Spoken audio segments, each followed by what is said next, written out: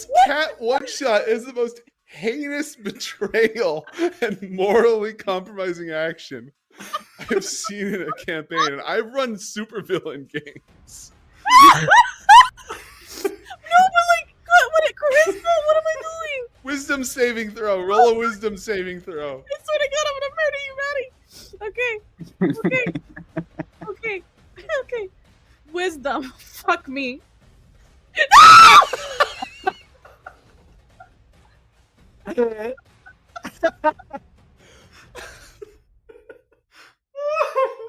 Oh no.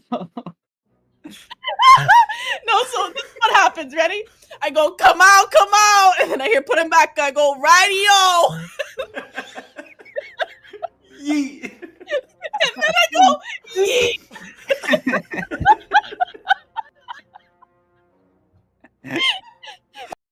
Well, one aspect You of ever our heard of a society, daily value, huh? What's What? the matter with you? They raise you stupid or something? one great aspect of our society that I love so much is that we have what's called an intermediary good. Can I eat it? I mean, you I'm could. in. Let's go. Fuck, my balls are so hot. It in the same way that one can eat the dirt of the ground or the air of the sky. I would like to sit on the saddle of the cavalier and misty step myself onto the horse. Oh damn! That's what, you got that for your birthday. What the actual are you doing? I'm riding a horse. I'm on a horse. You're on a Gracie horse, but you're on a horse. I'm on a horse. Okay, you teleport onto the fiend, this burning horse of evil, with the saddle, which wraps itself around. And according to the saddle of the cavalier, you can't be dismounted against your will, and attacks against it have disadvantage. And I'm gonna talk to it in Infernal, because I know Infernal to try and have the horse be friends with me. Great, now I have to roleplay a horse. 18 seconds. Is that how long it'll take before those hellhounds come? I don't know, probably. They're very fast. Right. They can smell me. Time's ticking. Okay, I'll wait 18 seconds before I go back to the ethereal plane. Okay. And I go to the astral plane.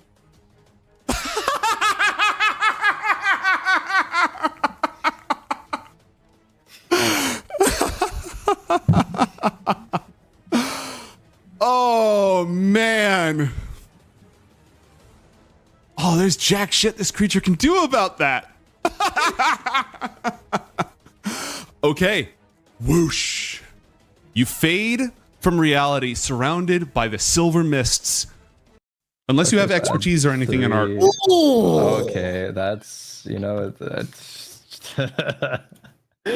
Not even Madorn can penetrate the deep. Wait, does Evil Gang have one more inspiration? I'm checking for Evil Gang inspiration. Please stand by. Quan, used 2? I have one left. Okay. I have one left for Quan. So I'm going to count this for Evil Gang. Go ahead and roll that again.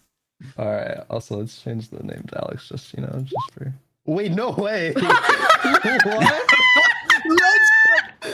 It was meant to be, Alexander. Huh? Evil Gang was not there. Shit. It just really be like that. Oh my god. Oh my god. Okay. Holy fuck. Well, This is- we can get you in contact with our administrator and we can sort out this issue, but we do have to head on inside for an important matter. Yep. Important matter is going to have to wait. Sorry. Slight matter of defamation of character. No, I've been read in entirely on your little mechanical big god that you crafted up. And having my name bandied about inside that big fancy school of yours, getting all sorts of unwanted attention from the big horned man himself. Ooh. Ooh. Well, You sound and look like an asshole, so I feel like we did you a favor. The negotiator, everybody. Me and Ariana just swap characters for a second. Sorry, gotta go in. Fuck you, asshole. Gone full Zara here for a moment. Do minor illusion and create a top hat, milady. Just like just walk 10 feet away and then You need her. She's so angry. If you ever milady me, I will punch you in the face. you'd have to be a lady first for me to milady you. Excuse me? Nothing, Grandmaster. I would never dream of disrespecting you in that way. For seekers, and magic dampens sound in these quarters, quieting boisterous visitors and heavy snoring. And other things. I mean, and other we're all things. thinking it. Are we though? Are mean- we? These cheeks don't clap themselves. Just saying. Colonel, I've been feeling I'm trying to sneak around, baby. but I'm dummy thick. The clap of my ass cheeks keeps alerting the guards. All right, so do you guys just want to spend the night and then get breakfast and do this thing? Please, Yeah, God, let's go. yes. Yeah. Release me from this hell. Let's say Mia Hethil, because he's right in the middle of 3-player characters. So, you know, him in particular. I take it the burning didn't kill her. Yeah, roll 1d10, but it's fire resistant, so. Bonk. Where is Mr. Reaction with a ward guy? He used it. That shit's gone. Oh, gone for Bonk. forever? Well, until his next long range. A long rest. La la la la. La la la. Don't need no words for dealing with these fucking idiots. That should be one of your sub sounds on your channel. La, la, la, la, la, la. That should be. Really should be. Well, so much for my terrifying monster. Guess I'll just, you know, die. Pulls pin, throws pin. What about Una? What about him? You think we could get drunk? My familiar drunk? Maybe. Sorry, I'm just contemplating all the possibilities. So you have a horn that gets you drunk? Yeah, we should. Well, stares at DM. Just as their other plans. About those plans you had, I hope you've got a good drunk Una voice. Look, it's up to you to just go for it. Underage drinking, why I'm not? mostly kidding. I'm mostly kidding. Small girls, just checking. No, grown men can live for sword, Garnet. Well, Would you like I to could try? eat a soul. I could eat a soul like a snack. But I'm more thinking practical terms about swinging this fucking massive sword. Well, what if And it turns him honestly, evil? I'm sorry, but Evil your Chad? arms are small and noodly. Excuse Mantra, my arms are not noodly. Mantra comes walking Why does back two from the meeting. He's like, what did I just walk in on? Oh, Mantra isn't here. Oh, infernal sword. Yeah, you open the door. The sword is just like covered with evil runes on the floor on a plate, and you just see Garnet going. my arms are noodly, right? Do you Right, think you could lift that, Zweihander? Yeah, you try it. Your arms aren't noodly, but that thing is pretty big. And evil. And apparently evil. What is that? All right, champions, round number 3! Fight! I would like to cast Fuck This at 3rd level. You could certainly try. I'll cast an invisibility at 2nd level. It's the appropriate name for it. Fuck this, I'm out. We're renaming invisibility. About eating a mushroom? It's getting really hard to hear you.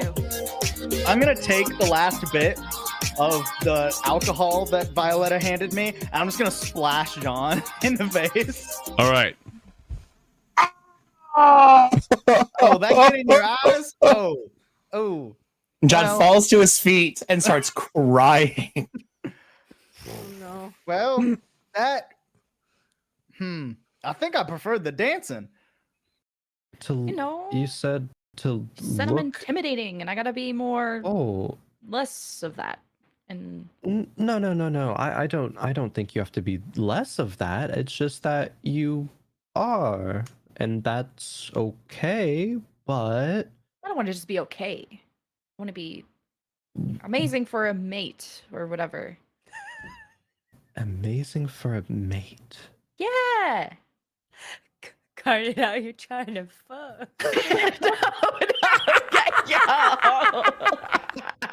Not that kind of mate. Like a crewmate.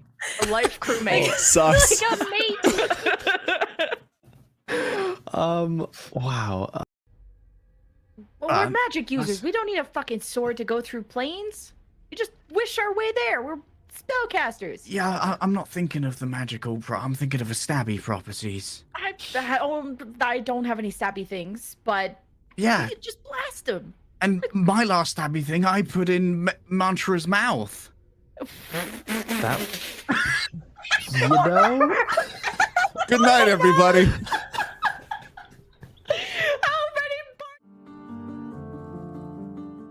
How many? Oh, the instant regret sentence. The emotional roller coaster of this episode is breaking my brain.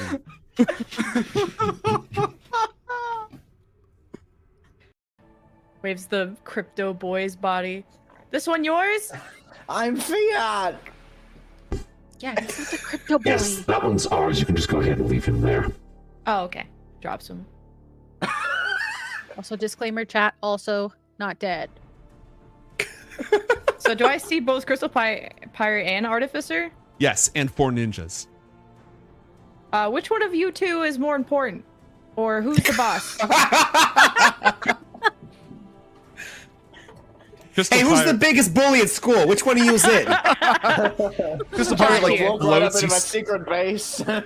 he's standing on Punch this my like little biggest- crystal thing, and he's just floating there, looking at you with all these colorful crystals floating around him. I guess I'm the majority share owner, so that would be me. Alright, I attack whoever said that. Who said that? Memory and the form, physical or otherwise, of the Internal Revenue Service. I'm gonna kill the IRS. I'm gonna justice the IRS.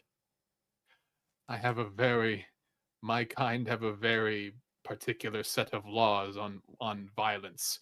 We call it our terms of service. Despite what my terms of service. Because Really? okay, I mean this in the best way possible, Garnet, So but he you have does like very me. you have very socially intimidating energy. What? Mm-hmm. What? It's it's a good thing. You get stuff done clearly. It just is what it is. So I need to be more useless so that a man can want to feel like they can help me and not be intimidated. No, this I is need to- college. I don't think that's quite what I was getting at there. Quiet down. Are you guys dating? Are you guys a thing? Mason doesn't respond. Time and place, Garnet. Wait, is Francisco saying that? Yes. I mean, a maze is quite a romantic date. Right? Mason, you saved her. Oh, see, like Mason's the one who did all the work. These are like his dogs, and he let us here, and he really was so worried. And we fought this big thing earlier, and Mason was just so cool. Oh my god, the vouch. Some of Thank you those for the things lampo. are true. Roll to vouch. Persuasion or deception, your choice. Mason will try to say some of those things are true. I think I like panned up my map and I saw that Bronx Kirby was just engulfed. Fire! Oh, God! Wi-Fi rolls and up and on fire! I think you'll Hi.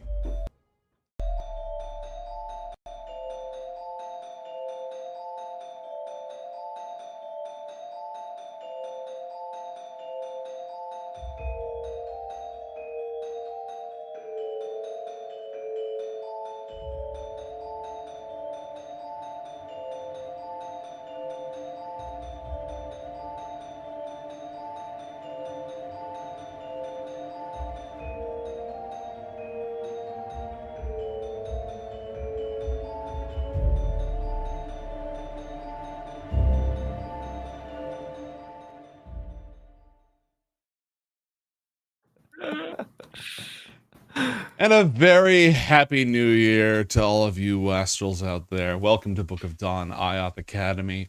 I am the radiant, unsun-touched, pale glowing orb known as Tormented by Gnomes, and I am joined by this crew of attractive, talented, and highly motivated individuals known as Crowan, Leg Day, and Lemon Kiwi. Crowan, how's it going? You had me until the highly motivated. Then it's just, Just nod and I don't know- smile. I don't know Mason why is a that- self-insert, noted. Just a sad bit. It's going good though. Hosted a little New Year's party last night, and it was fun. It's a chill day, but glad to be back for D&D. Yeah. Awesome. Leg Day, how are Yeah. things? My New Year's resolution is to turn on hardware acceleration on my browser. Luckily, I think I can get it done by the end of this segment, so that's unbelievably, unbelievably cool. Vamping. Lemon, how are things going? Good. Played video games like I do every day on New Year's Eve, but with friends, and so What are many those? numbers to be counted. Very cool, very fun. Happy New Year. Oh, bye, leg day. He just turned on hardware acceleration. Oh, right. That'll do Filling. it. Vamp for your life. Oh yeah. We were No, just you're- talking shit about you. Yeah, Oh, exactly. We were just vamping. It's all good. My vengeance will be swift and brutal. As usual. Welcome, everyone, to episode 151 of our 8-episode miniseries. Yeah. Set at the school of Ioth Academy, the greatest institute of magical learning in the four kingdoms of Anakra. Our heroes are in their 6th year at the school out of 7. And the world is at war. Crises are everywhere, and there is a dead god that our heroes are trying to fix. In our last episode, after a stunning victory over the forces of the Sinister Horde, an army of Raveners serving the demon lord Tillabek, our heroes had a chance to recover and regroup and prepare for the holy day of the Four Winds in the middle of the month of Anemo. This sacred day is their best shot at restoring the mantle of the North Wind, which was consumed by the void last year. Do not ask how that happened. We do not know. However, they had a very troubling encounter in the realm of Dream beneath the elven refuge of Nenri. And last episode, our heroes went to Athalor's home, the elven refuge of Onderud, where they confided in Onderud's mother, Nivara, everything that had gone on beneath Nenri, including the discovery of a rune created by one of Ioth's original companions, a rune that seems to protect against the terrible power of mirror magic. Our young heroes bid Nivara farewell and went to return to the academy, but Garnet left behind her familiar, Una, because something was bothering her. She'd grown afraid that Athalor's mother was still in contact with Athalor's father, who has gone rogue and is working with the Ulitharid Lamriel to bring the abomination known as the One Flesh to this world. What she discovered may or may not be worse. And so, when last we left our heroes, had Mason and Athalor returned to the academy? I think we were in the market finding supplies for Gildenverge. Okay. Garnet had sent Una, seen something troubling, and then immediately gone to Headmistress Ika Elnau with her news. And said that she didn't know if she could kill Athalor's mother. Elnau is just, her head whips around just directly, like she was paying attention, but she was kind of like monitoring multiple things. That just completely snaps her out of it. She does not say anything. The look on her face is shock, surprise, dread, and keep going. Oh, if this matters, this was an ascending. Okay, then she wasn't directly looking at your face. Thank you. I appreciate it. That makes No sense. problem. But she talks to you like she's looking at your face. Yeah, exactly. It's like, yeah, it's like when I make a dumb comment and I can feel my wife making the face even though I can't see her.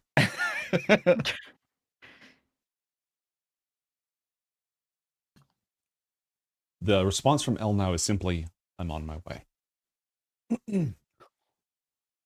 Which leaves our young heroes in the marketplace. Garnet, are you nearby them?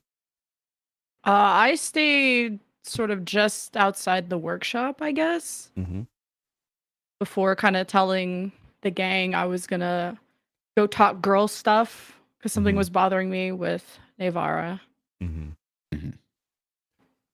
Okay. Let's go over a couple things real quick. First off, the party has been gifted the blessings of Lady Luck. You have a pool of 3 luck dice that must be used this session. Oh, goody. You also have been granted the Whim of the Waves. I would like all of you to roll 1d20, please. Roll 1d20. Oh, twin! Oh, twinsies, 995. Okay. Because Crowan got the only different result, I'm gonna go ahead and give this to Crowan. Love roll. Maybe it's Roll good. 1d2, please. Flip a Oh, I'm coin. good at this. But it's gonna be a 1 this time because it's not the of course. Bro will do anything to offer Mantra a gamba. It's a 1. Oh, odd is good. Oh, this is supposed to be all heroes are blessed or all heroes are cursed. All right. Well, all heroes are we all got odd to begin with anyway, so all heroes are blessed. Oh yeah. Liban that is do? themselves Right now. odd. What's a bless do again? 1d4 to saves and attacks. It's pretty good. Okay. Athalor and Mason are rifling through the marketplace. As they are, Garnet, are you still in contact with Una? I probably took a pause to message Elle now, and she'll wait a few minutes, but I guess she'll observe during those few minutes. Okay.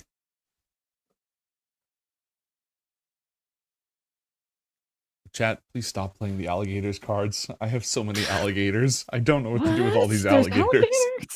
Una is eaten by an alligator. The alligator cards are give for him War ideas. of the Sun, the 4X game taking place around Ioth Academy. They don't directly affect you. The alligators were a running gag in War of the Sun, and then I made a card for it, which was just dumb. It was dumb. Do you have a nation of gator people? No, I just deploy alligators to a random nation every time it's played. They just have a I problem with think if you hit alligators. like a threshold of 50, there needs to be an alligator nation. Yeah. I was considering creating an alligator god of some kind. An archfey of alligators. Oh, before I hang up on Elle now, Mm-hmm. I probably would have concluded with bring the gem, Mm, and I'm alone in the work, or come find us in the workshop okay. in case she would forget Garlet's something. got such a weighted sentence of "I am alone," just like so much symbolism. Well, you know, just a sense of urgency. You know, I am alone. Sayo's bookshelf. I'm gonna call. Okay. Nivera Castletonera has the piece of paper on which our young heroes inscribed the rune that they discovered, Doakai's glyph. It's on the table, but it's flipped over so that the rune is facing downwards. She stands up, locks the door. Roll a stealth check for Una, please. If Una is invisible, which I believe she is, that will be made with advantage. You can alt double click to get Una's character sheet. 14. It's fine. It's fine. She's distracted by everything. And then I also... She goes to lock the door. She turns the lock, and she stops. Glances around the room suspiciously. I think after a few minutes, she would be impatient about all now coming and just really anxious about the whole thing. And she'll see that she'll going to lock the door or of whatever timing and will knock on the door. Okay.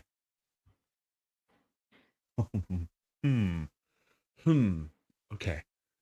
She looks around suspiciously. And then right before you knock on the door, she walks over to the corner of this sealed room containing all sorts of supplies and such. Reaches her hand for a large object covered by an enormous cloth. And then hears the knock at the door, pulls her hand away. Unlocks the door of this chamber. Locks it up again behind her. Does Una slip through or remain in there? If she feels like she's like been spotted, maybe she'll want to just be more discreet and just stay in there.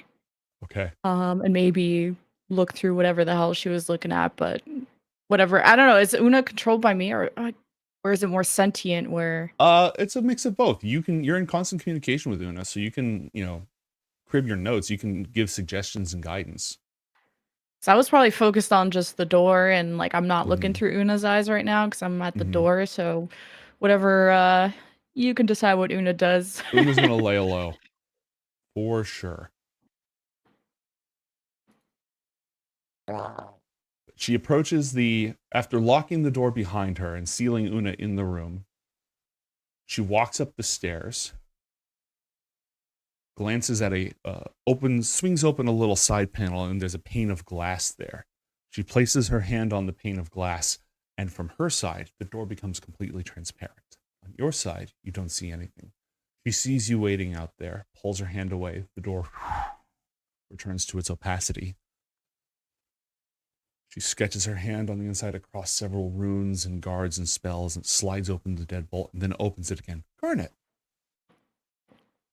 Is everything all right? Hey, hi. Navar, do you have a minute to talk? Roll an insight check, please.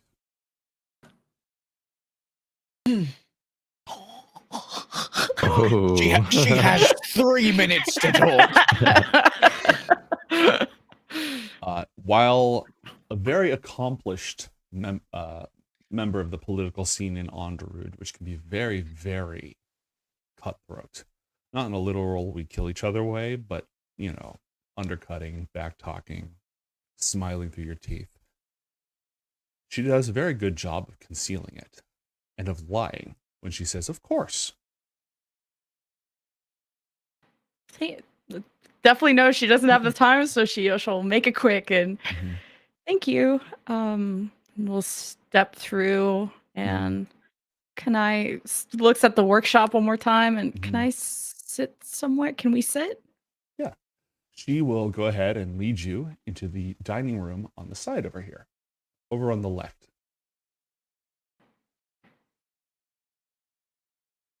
In this room? Okay. By the way, this is a huge orrery. In this map, it's planets, but in our campaign, this is a representation of the different kingdoms of Anakra, the 4 kingdoms interlocking and moving around each other. Very comfortable chairs, very fine stone table, bookshelves just lining every single wall, and some trophy cabinets on either side with various bric-a-brac and artifacts in them. Is this where the note was? Like that table? This is where the lot of you met. She took it into this side room, which was locked. The Una room? Yes, correct. Okay. That's where she took it after you left.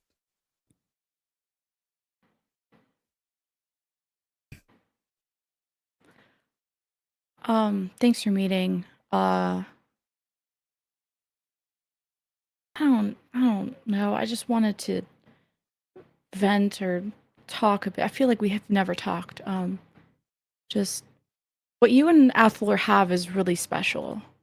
And nothing is more important than family. Of course.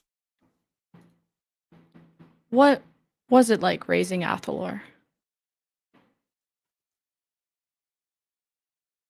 I've always known that he had the potential to be as bright a spark as his father. If there's anything that he lacks, it's a certain steel to him. You understand? Yeah. Yeah. Athalor's been a dear friend to me for years, and I don't know where I'd be without him.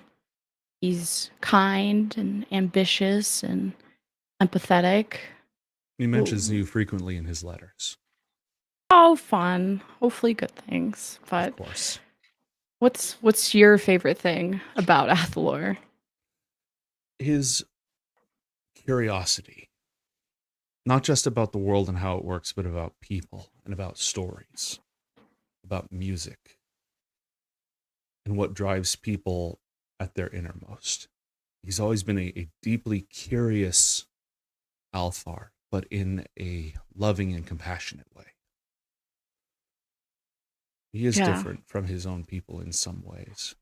And depending on what path his life takes on him, it could make that life difficult, but I think it's worth it. What path would you see him take?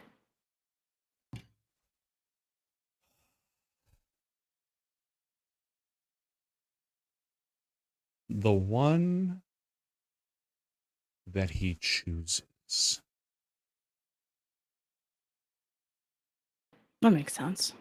There have been too many changes and too many roads laid out before him. And after she looks at you, and there's something different, a sort of, I want to say reverence, but without that deferential sense to it. More like recognizing a source of awe without being awed. Some of the choices that he's already made have sent him in a direction that's never been explored before. Who am I to say where that will take him?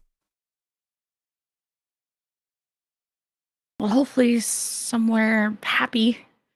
Oh, I wanted to talk to you about the rune.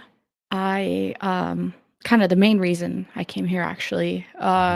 Didn't want to embarrass the guys, but do you have the paper somewhere? Roll a deception check for me, please.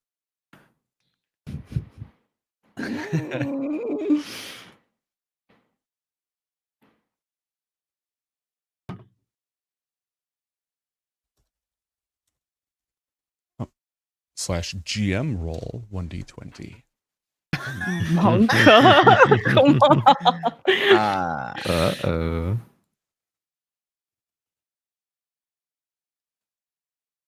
I do. Do you need it?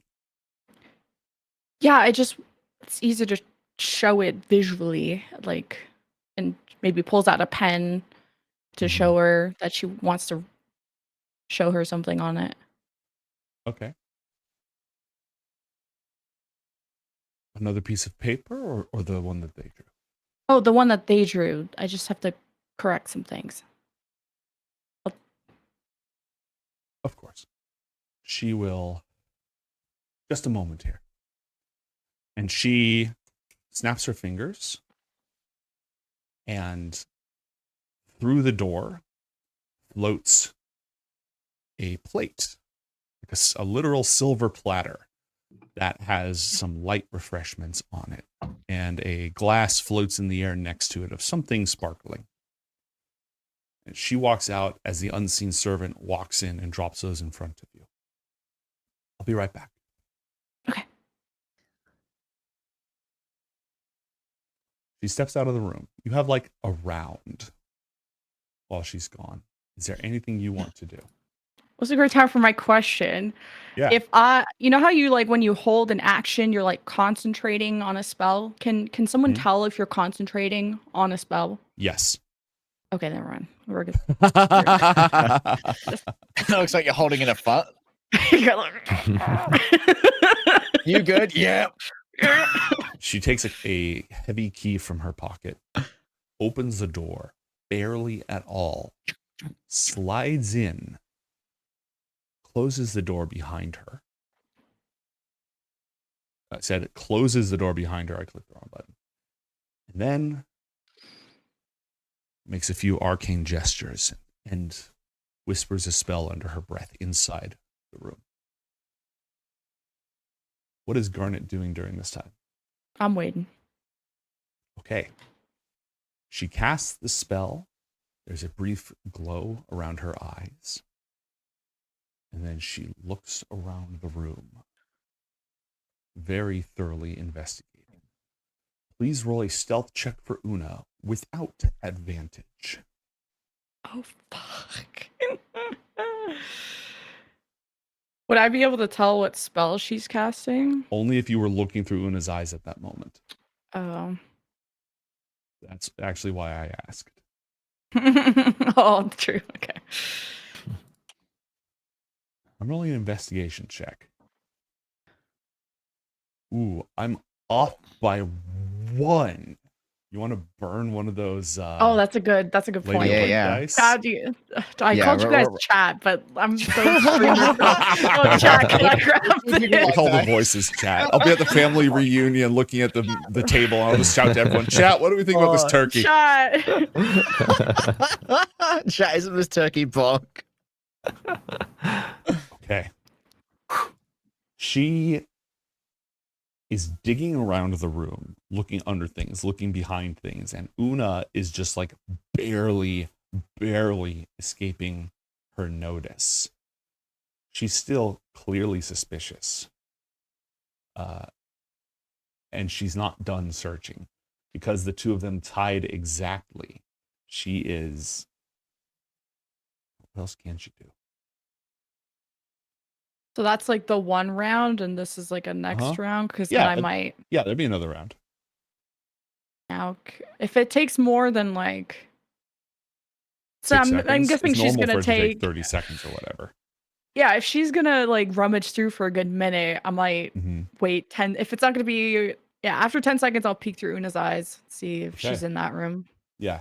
You see her in that room. Roll an Arcana check. It's see invisibility. She casts see invisibility. That's what she casts. You get it. It's fine. Yeah. She casts see invisibility, and she's searching around the room. I would like to unsummon Una. Okay. Whoosh. Una is unsummoned. You no longer can see what's happening in that room. She's a little panicking, but trying to like stay calm. Dude, Secret Agent Garnet is so fun. A couple, like a minute or two later, she comes back out.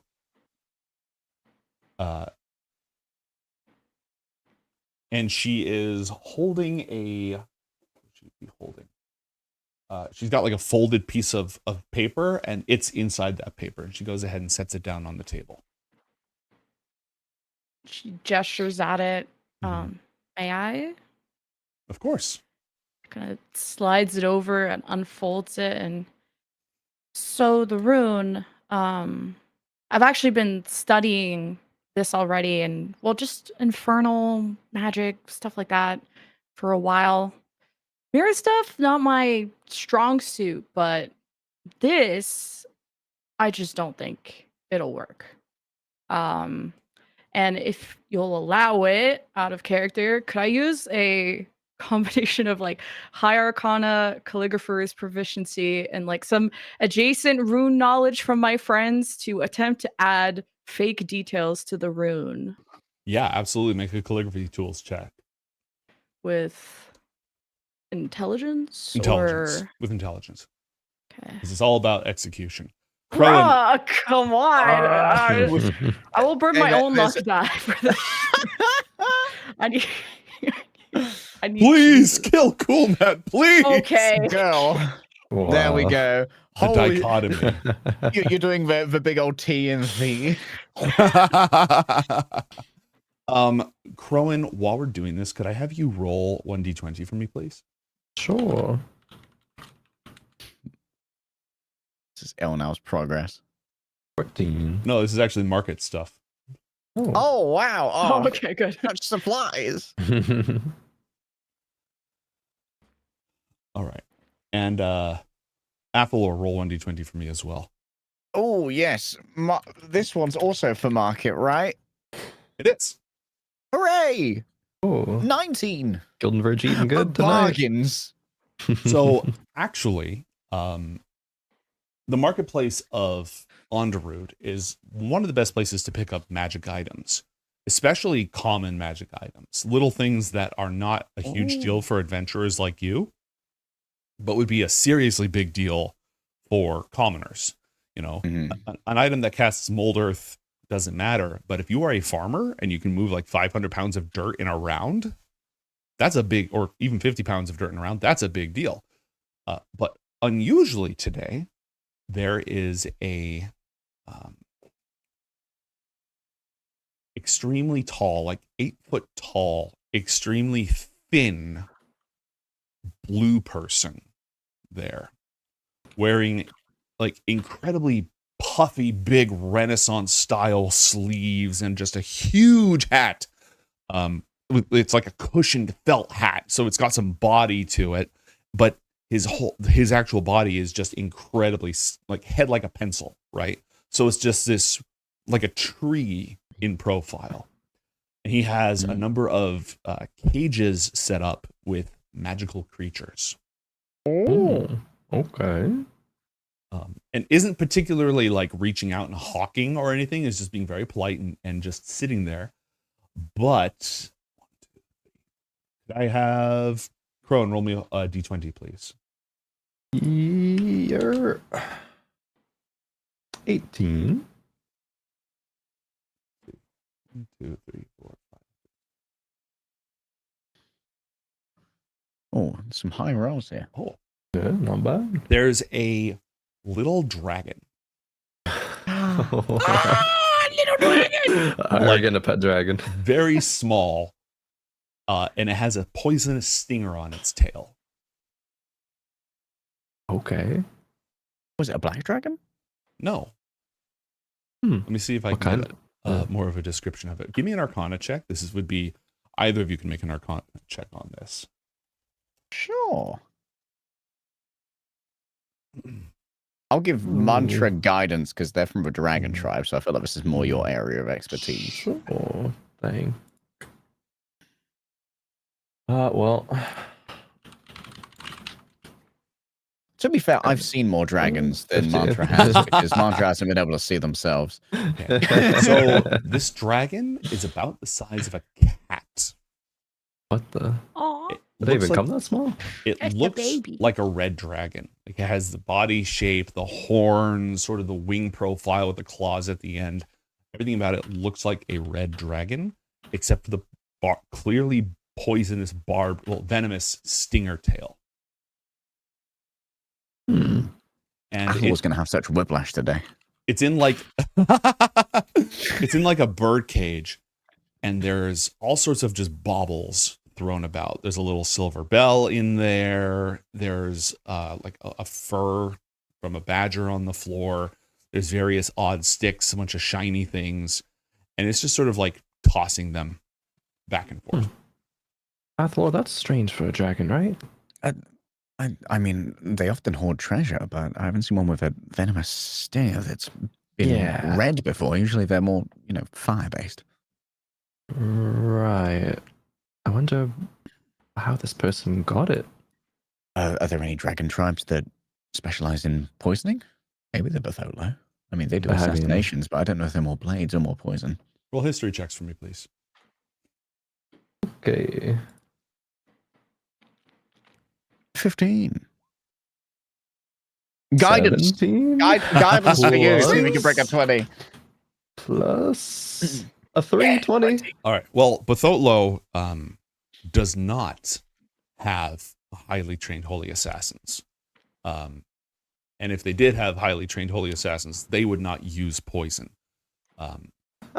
Dragon-wise, green dragons they have poisonous breath. And I think there might be one of the metallic dragons has a poisonous breath. I can't remember.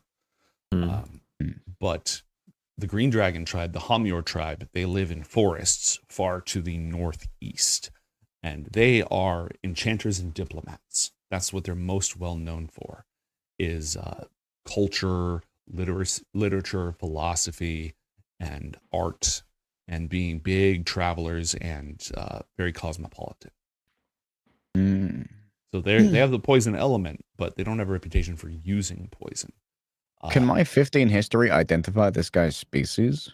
Or like race? You've never seen this species before. Never heard of this species before. The regalia, any emblems recognizable? Nope, just really, really nice clothes.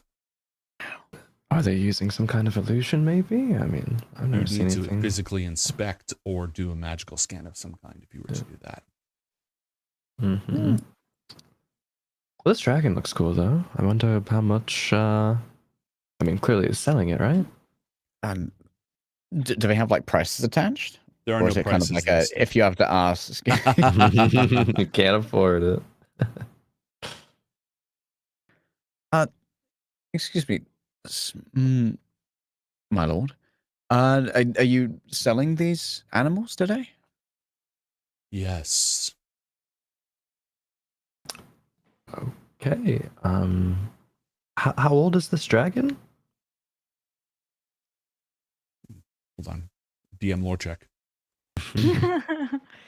52 and a half. He's just a baby. He's called Grogu. It has just passed its second year and is now an adult. An adult. That looks dragon. Cool for an adult. Is it a dragon? The stranger sort of flicks their tongue to the roof of their mouth as they're trying to recall the word in your language. Wormling? Pseudo dragon. Oh, interesting. What? Where did you come by this one? What region or realm? This one. Do you catch them? Breed them? I acquired them from one who specializes in such things. I feel like you get on with our friends here. yeah. I had the same thought. How much is the dragon? Pseudo dragon? The dragon bonds with a spell weaver.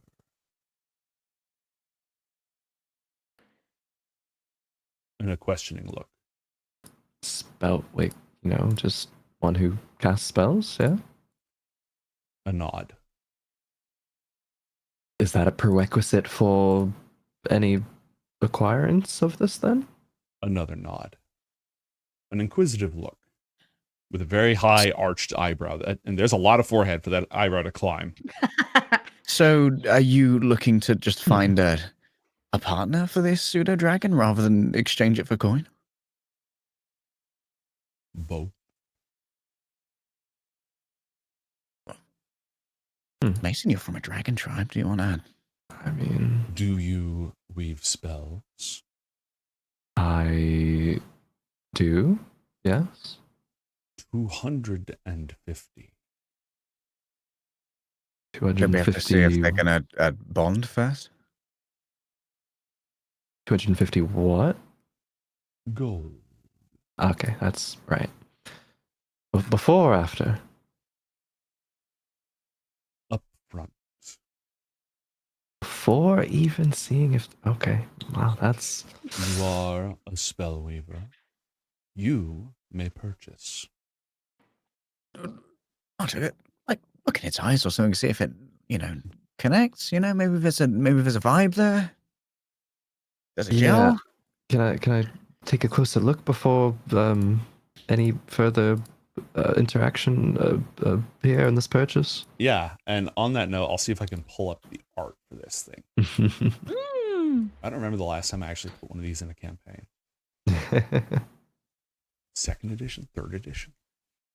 A scam or a pseudo dragon? Scams all the time. Yeah, there's always scams. Click this link. Scammies on the regular.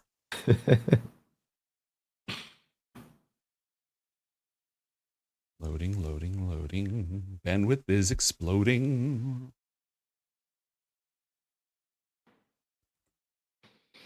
And show to players. Oh, what a cool little guy. That's very cool.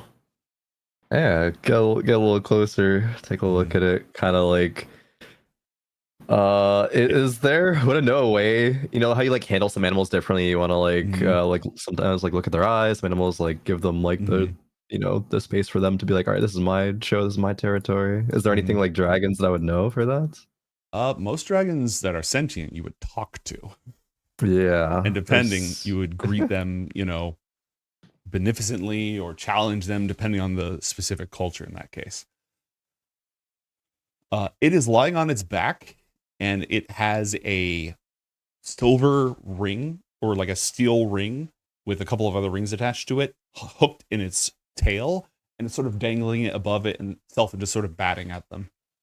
Oh, okay. All right. Are the rings just silver? Does it have like gold stuff on it? Yeah, or? very simple. Okay. Silver, iron, gold, right? Copper. Hey, it's just chilling. All right, I guess we'll go a little closer and like take off. I'm not sure there's like just some like gold rings on, but we'll just take one off and kind of leave it next to where the dragon could reach it. And Sorry, then what'd you take off? Just like a gold ring. Mm-hmm. And kind of leave it next to where the dragon could, if it wanted to, grab it. A little peace offering. It immediately just sort of like rolls over so that the keys are still up, the dangling keys are still up in the air, and reaches over and picks it up like a squirrel. Oh, you little dragon, you're so cute. Wow, Bites okay.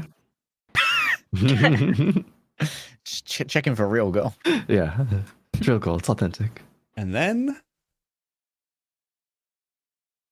you get a immediate mental feeling from outside of you of satisfaction, sort of casual satisfaction. Oh. Okay. He's chill. I think that was good. I think that was that went well. I think so. That's no longer your ring, is it? I don't think so. I mean, it was an offering after all. I suppose that makes sense. And then how to make offerings to dragons. Yeah. Turn to the blue person again and say, "What is your name?"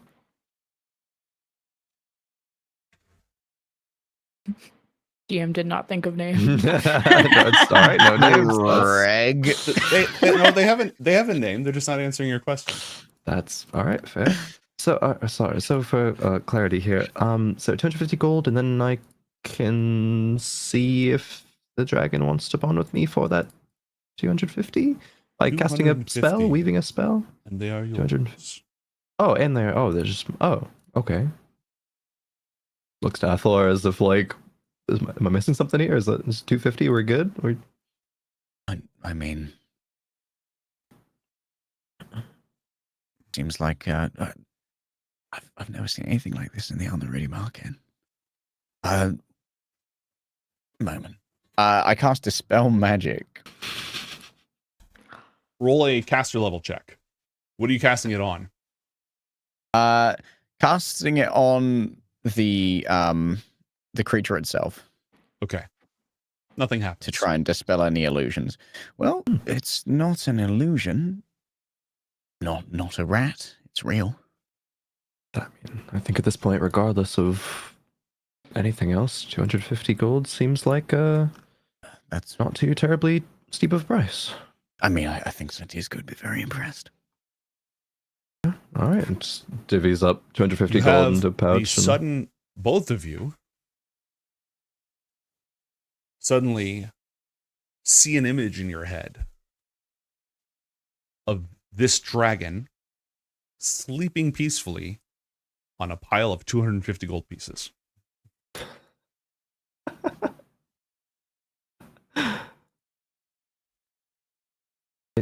Did I? Interesting. Just keep This is going to be a doing- really weird question. My lord, you're real, right? You're not a projection of this dragon. Pseudo dragon. As real as you. Be surprised. Depends on the day, really, for us.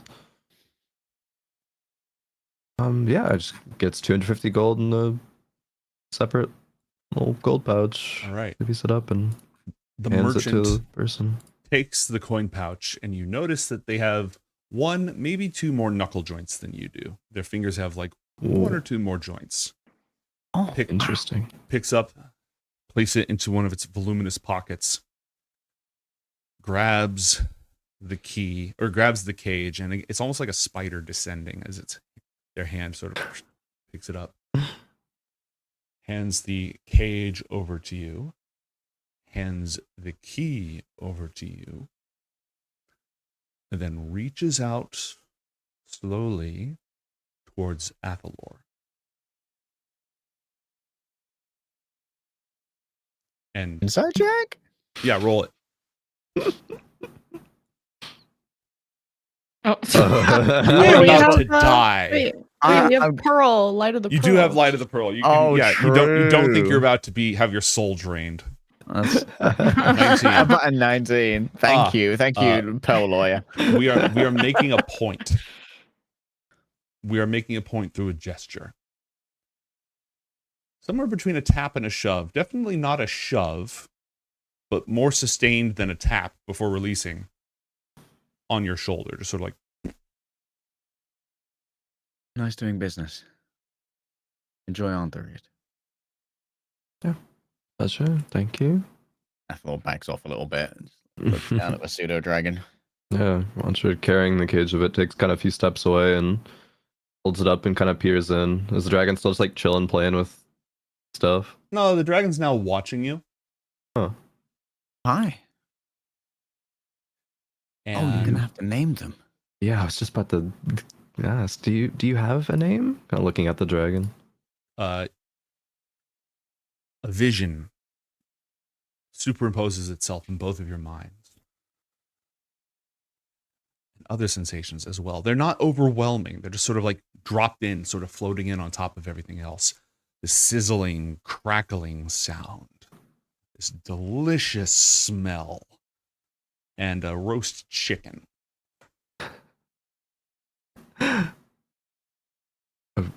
It's a question. Food? Wants An enthusiastic response.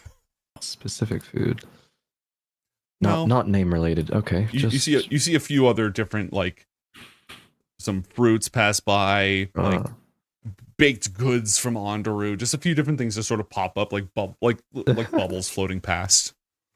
Wants food. All right. Make a couple stops around some bakeries or some. Oh, are we saying this at the same time? Sure. I'm just gonna say, is it like fruit? Yeah. Uh-huh. Are you capable of simultaneous mental projection? That's really quite something. Don't people or things, creatures, only generally able to do that with like one person at a time? It blinks at you. be useful. Strange. I want to go up to like a vendor or market that's like kind of close, like someone who would know where this blue person is, like was seen them around allegedly, and if it happens, to also be like a food place, great. And it's like, oh hey, can I get a little bit of this? But also, do you know who that person is over there? You know who that guy is? Oh, Island Gom. Island Gom? Island Gom. Or weird one. Weird. Do you know where they're from? How often are they here? I feel like there's a schedule, but I've not been able to work it out. I think I see him a few times a year. A few times a year? Mm-hmm. How long have you been here for? Born and raised. Oh, several hundred, okay. It's a bit of time to see a schedule. Look, cooking and baking is a form of artifice like any other. That is very true. I think we've Especially got an interesting party when it comes to that. Yeah. Wonderful scones, by the way. Takes a little bite and then gives a little piece to the dragon. The dragon just immediately like, oh. And then it pauses for a moment, and you see that same scone, but now with a little honey drizzled on it. Okay, now it's just being greedy. Do you happen to also have a little bit of honey drizzle as a topping? I pay extra for that. Are you insulting my food? No. It's fantastic. It's great. I just this. I've been doing this for over 200 years, and you're implying that there's something that should change. No. In all of your years of lived experience of baking. I'm fucking with you. We got honey in the back. Oh, shit. You got me there. I thought it was given a grave offense. No, it's great, honestly. But okay. While that's like a couple of while the two of you are for some exchanging food, let us return to Garnet in the Castle Tenera workshop. What sort of modifications did you want to make? Like it's hard to describe the exact thing, but basically it's just like if you were to draw the circle, I would draw the owl. All the time, like this is like a crude drawing, and I'm adding all the this is what the finished rune would look like, quote unquote. Do give me an Arcana check as well, then. Okay.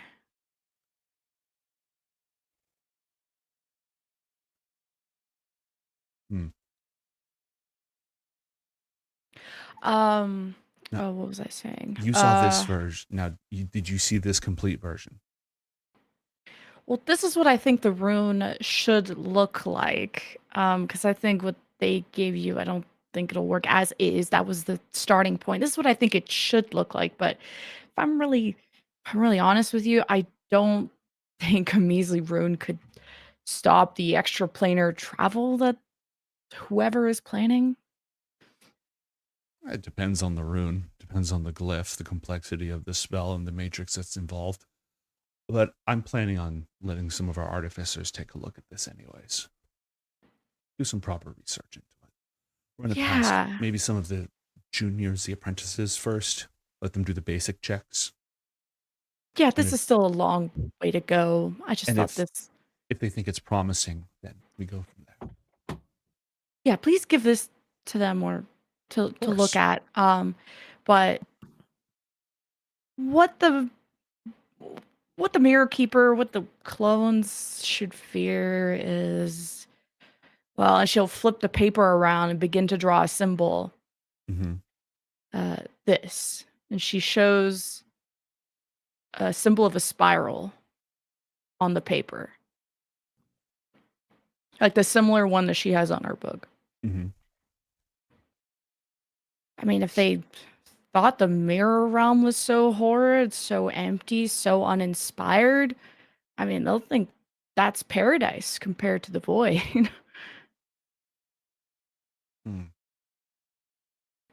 If they want to take other people's lives as their own, they will have none.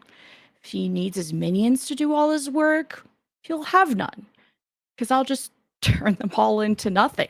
And she just kind of scrunches up the paper as she says that.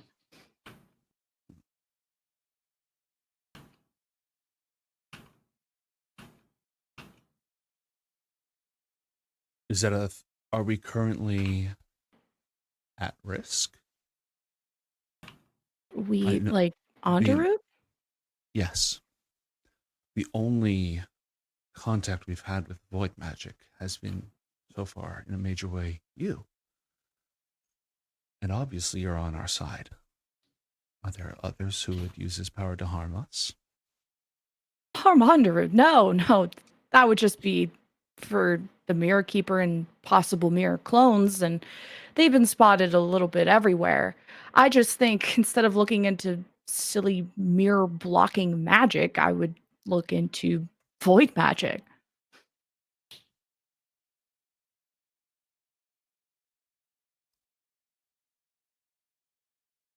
Maybe you're right. At what point does Elnau get here? Out of character. Could I get perception checks from Athalor and We're busy, bro. Mason? Or you can just fail them if you want to fail. Your call. That's a 13. We'll attempt. 16. Okay.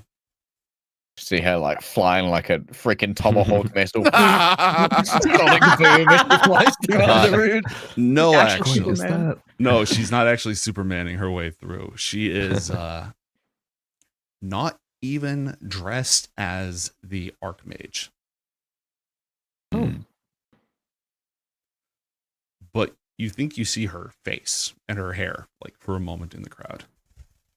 That looks strangely like a certain Archmage. Why would she be here? Like, why wouldn't she? Like, if she was going to come, why wouldn't she come with us, with me? Did we know? Did she know we were coming here?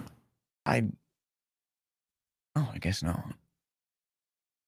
So what is she I mean, but she wouldn't just go to Underwood for no reason, right? And she wouldn't come on such short notice. Obviously a reason. Maybe some Also, emergency? idea. Do you want to give your dragon like a... Okay, so what I understand of tiefling names is that generally tieflings named after concepts, right? Yeah. Maybe a good name for this one would be Avarice? That would be a good one, actually. I like that. Think it over. Just look to the dragon, hold up the cage again. Avarice? You, the dragon looks at you unimpressed. Oh, that's not the one. Fair I enough. tried. Yep.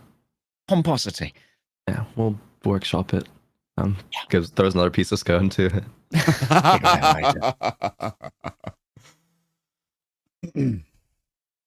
All right then.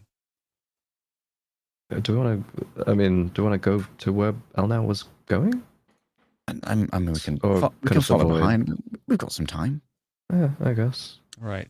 I'm going to have the two of you roll an investigation check to see if you can follow, because it was not clear which way she was going. It's not even clear if that was her. Mm-hmm. Random stalking. That's a 13. All right. Your gang stalking check was very successful. We're going to go ahead and put you on ice for a moment while you are doing that. Mm-hmm. Going back to the room, Garnet, the presence or absence of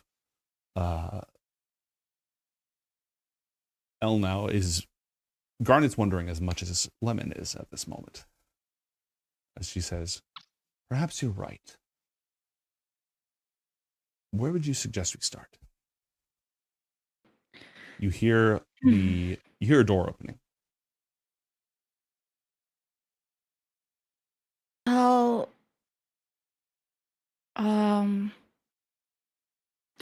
does she react to the door opening? No.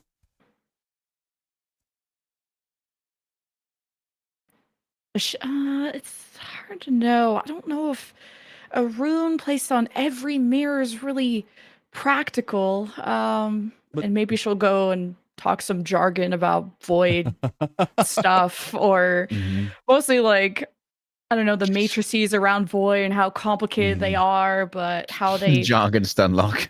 they just basically all Roll the jargon about technobabble. that. Do an Arcana check and a Persuasion check. and that basically that it doesn't play by the rules that normal magic does, but neither does mirror magic, but that, and how they interact and just, yeah. Doesn't reveal like an entire plan, but just is really just trying to confuse her with the rules of magic and shit. Okay, she is very well magically trained, and so she is asking a lot of questions. And if you're not leaving space, she's interrupting to ask questions. Not in a, shut up and listen to me way, but in that, like, I when two people are like talking over each other back and forth, that sort of thing. She's definitely slipping in some like absolute bullshit, like not factual, like stuff about Void. Like, oh yeah, it can delete everything forever, and once you go to the Void, you can never come back. Like stuff like that she knows is wrong, but to the average person would be very believable stuff. Okay. Roll a perception check for me.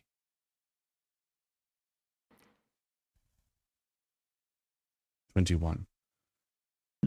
You hear the sound of cloth slipping and falling to the ground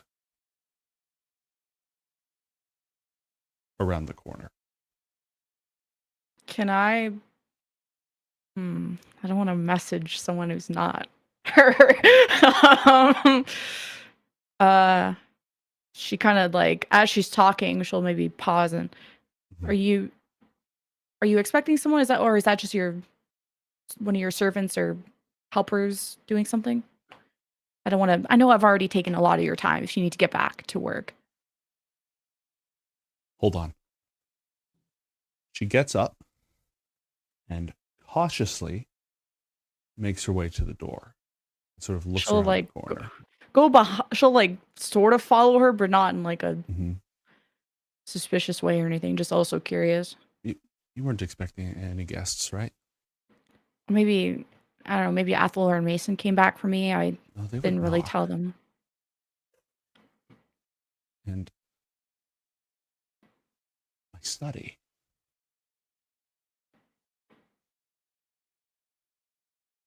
The door to the study is hanging open. She'll start like channeling a spell, as in like thinking there's maybe a threat, so she begins to channel a spell. Okay. Nivara, similarly, she has a little dagger at her belt, which she always carries, and her hand is on it, but she's not like drawing it. And she's walking carefully forward towards this room. Thought I heard something in here earlier. You did? One of your unseen servants? Wait, No, do I know? I don't. Whatever. You know about the unseen servants. No, Okay. something that's not supposed to be here. This room is supposed to be secure. She steps into the room.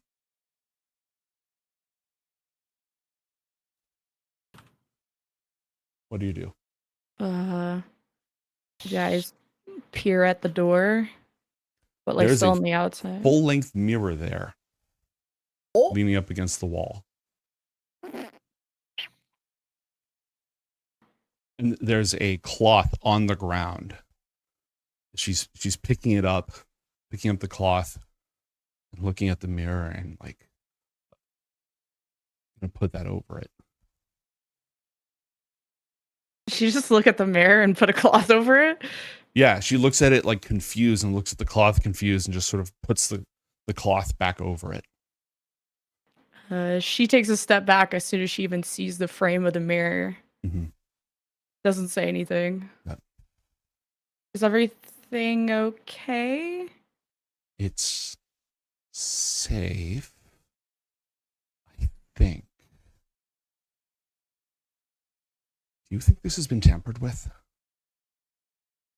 What's been tampered with? This, I've been keeping this here for research purposes, but covered so that it's supposed to be safe. I didn't leave it like this. Should I come in? I can use a second pair of eyes. Kind of like goes back to peering into the room. What's been tampered with?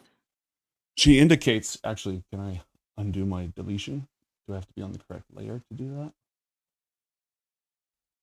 There we go. She indicates the mirror that is now covered back up. You have a mirror here? This room has safeguards. Anything tries to come through and glyphs of warding will shatter it immediately. Not exactly. Go ahead. It's covered. You wouldn't be able to see it. Yeah, true. But I can't tell if they've been tampered with.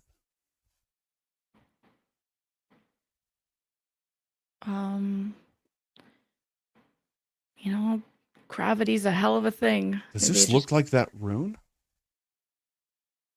She's pulled up the cover. She's pulled the cover back and she's looking at the frame. Couldn't. I don't think anyone's been using the new rune for anything. She's like still on the outside of the room, not really looking that direction anymore. She drops the cover back over and now she's rifling. She's like going through these boxes over here, moving them aside, looking underneath them, just like digging in the corner all the way to the back. There's a little bit of dust in the back there where the prestidigitation spells haven't made it.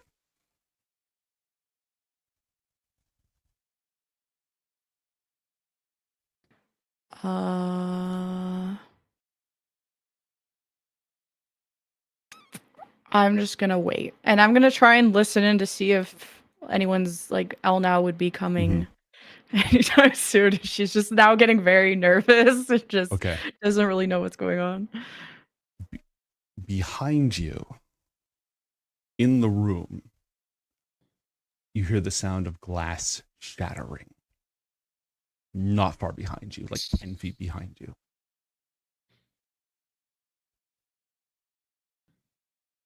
What do you do?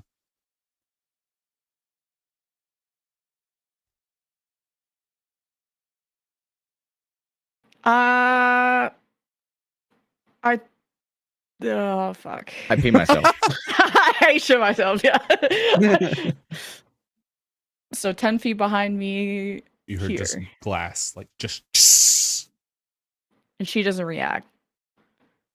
Correct. Oh boy.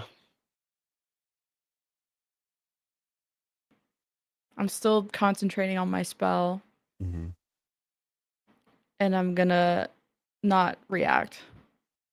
Okay. I'm just gonna keep watching.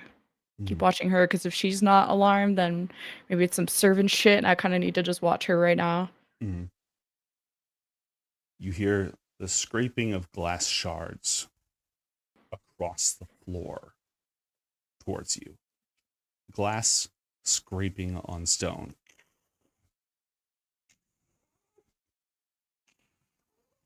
She's not reacting? She's not.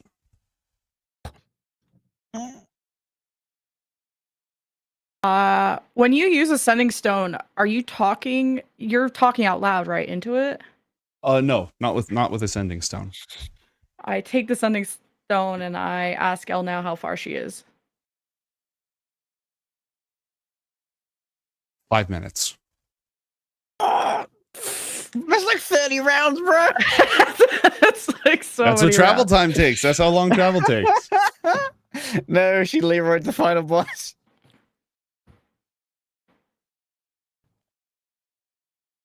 There is a hand on your shoulder. You can feel it. Is it a warm, normal hand? No. I pop my spell. What's the spell?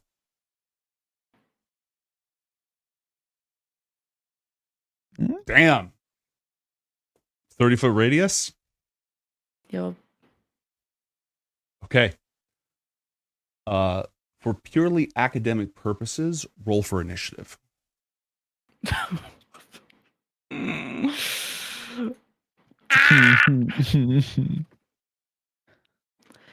makes no sense. I never have good initiatives ever.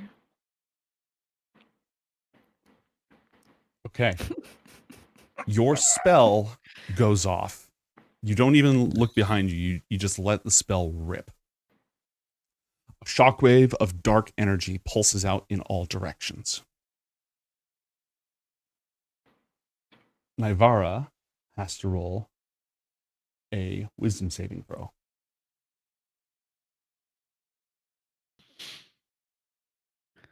Does a 16 save?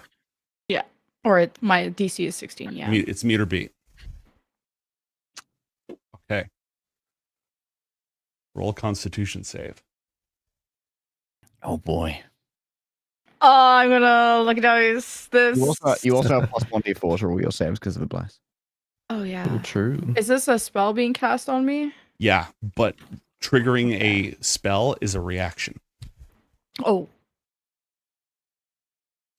Right. So no luck. No. Luck is fine, but Okay, luck is anything that causes you, like Eldritch Ward uses your reaction, you can't use that. So Constitution. Mm-hmm. Okay, and all of a sudden, roll 1d4. Roll 1d4. and Mm-hmm. 12. 12. You're dead. No, actually, you're not dead. Great success. Space around you suddenly twists. You get vortex warped into the room. The door slams shut. You can see the traces of the vortex warp spell dropping from Nivara's hands. She uses her movement to run straight towards you. She reaches out her hand. It slams next to you with her face inches from yours. Pulls the cover off of the mirror and says, Imago. Meanwhile, in the marketplace. Oh, that's right. Yeah, that's huge. Big 0. Meanwhile, in the marketplace, the two of you are following Elnow. Mason is convinced that it's her. Athlor, you haven't seen anything to fully support that hypothesis. Have you conjectured any names for your new acquisition?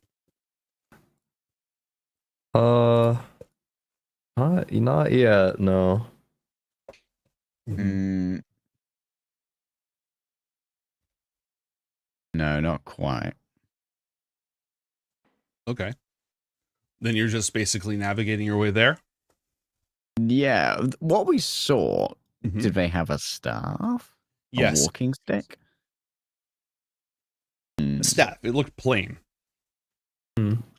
Plain staff. Mm-hmm. Now Athalor, undercover. it becomes clear that you are moving from the market district to the artifice district. Maybe we can pick up Garnet while we're back here anyway. Oh, sure. I don't know if we missed her, but I'm sure if she goes back to the academy, she'll do a sending. Probably. Surely, right? Yeah. You see her? You see them ahead when we think so now? Try to look in between the people. Roll a perception check.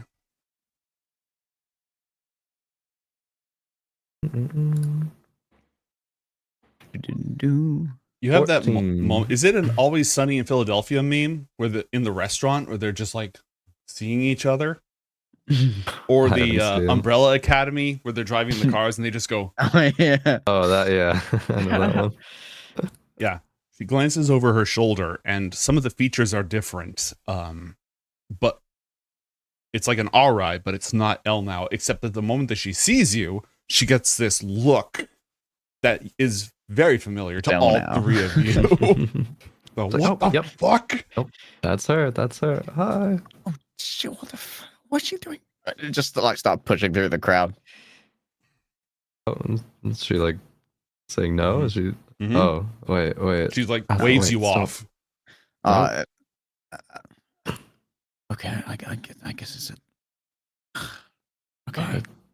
Yeah, I don't know. Fine. I don't know. Think of one name. It's fucking Dre. Sorry. I don't mean to take it out on you. You're a very nice dragon. Hope you enjoy the scones. What is she doing that she doesn't want us around? I don't know. Maybe she has a lover. People have needs. Guess so. Oh, you think that's it? Maybe. I mean, Comes all like, the way to Android for it? I mean, she was. Oh, I guess she didn't really have the hots for Ioth, but maybe she fancies Alpha. Maybe she did have the hots for Ioth, but maybe that's the one that looks like Ioth.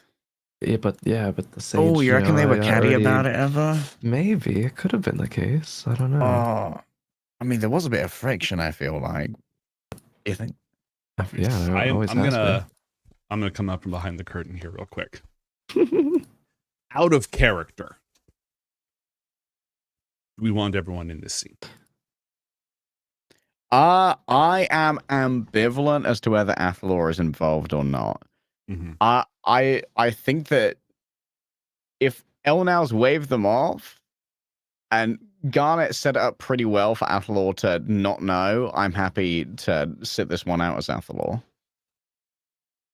I'm fine with either. I'm fine with either outcome. I don't want to force you guys out. I'm fine if it goes horribly wrong and it's traumatic and terrible for everyone involved. I just want to check, because the price of that is that you're going to be off having pseudo dragon adventures in the middle of this grueling scene, and you may not, which is funny, but also you may not get the same amount of spotlight and focus. Sure. And I don't want to exclude you guys. I'm happy for Mandra to also make it a scene without Athalor. But I feel like Garnet's put some significant effort into like shielding Athalor from his revelation. And Athalor has like negative suspicions. Like he gave all that away for free because like he is in like full trust mode in that. Well, not Garnet, Lemon. What's your preference? You're allowed to. It's have whatever any... they want. I don't want to feel like I'm hogging anything. So if Mhm. they want to be in, they can, and if they don't, they don't. I've actually been really enjoying the tension of that scene. So Yeah, same. It's all chill for me, especially now waving us off. I'd say okay. Then do the two of you wave off? And if so, where do you go? Yeah. To go speculate about who's dicking down now. Just like walk back around or try out new like food stalls, get little treats for the dragon. Bold of you to assume it's Dick. True. Elves, man, they'll take anything. 1,000 years, you got some experimentation to do. Oh. Okay. I need to roll somebody else. First off, Garnet, as she does that, do you have any non-gameplay specific reactions to it? And you know what? You can go before this next person goes. Before this next person rolls in. So she's grabbing me and saying Imago? It looked like, that thing that people do when they're in your face and they like slam their hand, but it's against the wall, it's not against you. It was like that, but instead of slamming the wall, she pulled the cloth off the mirror. And then she said Imago. So she's done that, or she's gonna, or She does that. On her turn, she casts Vortex Warp. She moves across the room, uses her item interaction to remove the cloth from the mirror, and talking as a free action, she says Imago. It is now your turn. Oh fuck! Oh god! Don't wait for the cavalry. Go back in. I'm sure nothing will go wrong. Put some like thinly veiled threats down. She won't pick up on it. I was expecting bitches who can teleport to fucking teleport faster. We all know that Elnau can't fucking teleport. Oh, mummy. It's a primary character flaw. I'm scared. I'm scared. I get an action. Yeah, it's your turn. I'm gonna cast the highest level shatter on myself. Bum, bum, bum, bum, ba-dum, ba-dum, ba-dum, ba-dum, ba-dum. Okay. Drop it. I think that Imago's like floating through. I'm coming. Oh fuck, never mind. Oh, I ignore the 7. Or wait, does it add necrotic? I don't know. You can ignore the 7, I think. And that's a Constitution save. All right. Nah. Just a casual 26 thunder damage. And it is disadvantage for things. I'm just gonna tell you right I'm- now, the mirror explodes. All right. I'm just Okay. gonna tell you right now, the mirror explodes. I'm just wondering, a creature made of inorganic material has disadvantage So on mirror this. clones don't shatter until they die. Is it technically made of inorganic? It's just the save disadvantage save. No. Yeah. Okay. In this event, not affected. Blew the save anyways. Oh, what a horrible day to not have taken counterspell. In Underwood, Nivara, you disappoint me. He's an artificer, not an abjurer. I'm a doctor. All right. So the room explodes. You are in the room. You will be making a Constitution saving throw against your own spell. That's true. Yeah. Sorry, I planned on that, and yeah. The mirror explodes. The chair explodes. The crates explode. The infusing table explodes in a spark of arcane energy. The 2 locked chests explode. The beautiful Anakra globe explodes. The room is just filled not only with glass, but with splinters of wood, metal, like pieces of metal flying everywhere, potions just splattering. This room was like a storage room for a bunch of valuable crafting components. And now they are just absolutely everywhere. How much damage was it? 26. Okay.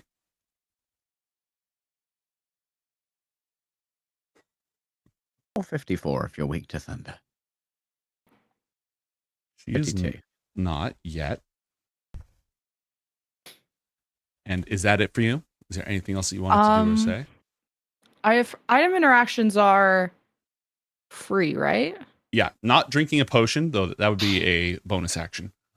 Door handling. Mm-hmm. Okay, I'm gonna use my fundamentals of shadow, so I can use my twilight tendril as a bonus action, Mm-hmm. and I want to shove her off of me. Okay. That is a strength saving throw. Yeah, I gotta roll damage.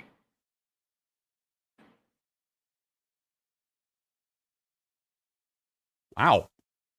She has Athalor stats and strength, but Crow and rolls. He takes no damage and is not moved. Is she technically grappling me or restraining me mechanically? She is not. She just got all up in your face. I'm gonna get the fuck out. I'm running out. Okay. The door is locked. Item interaction open The door is arcane locked. Speaking as a free action, unlock the door, please.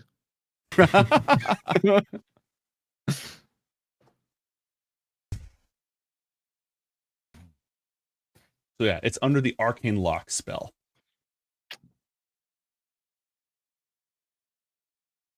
Which means you can't open it. And it becomes more resistant to blow up. Not immune, but more resistant. So it took damage but didn't break open. Correct. Ooh. Is this how you want to do this? And she's gonna get ready for her next turn because she has nothing else she can do besides give mild threats. Okay. She steps over, like with her ears, ringing and like blood coming out of a couple places from the concussion grenade you just dropped. She staggers over to the shattered mirror.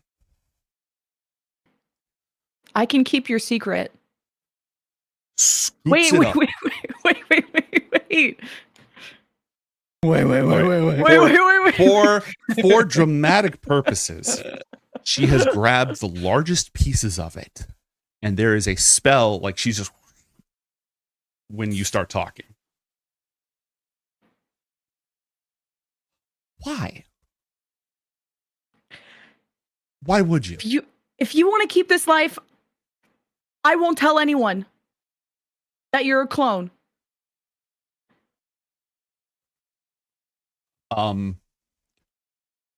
Roll a perception or a persuasion or deception check, please. I gotta figure out that is not my activity. Let's. We still got another 2 lucky die in the pool. I'll use my last lucky die. Okay. You could use the party ones. We are doing pseudo dragon adventures right now, which I don't think are going to be the most. Dragon Tales. I won't tell Athalor, and as long as you continue to be a mother to him, because he needs you right now. You can't kill anybody or transform new mirror clones. This is the life you wanted. I'll let you have it, because help is already on the way, and you're not leaving this room alive. So you can stay to be Athalor's mom, or you can die today. Roll an insight check, please, with advantage from Light of the Pearl.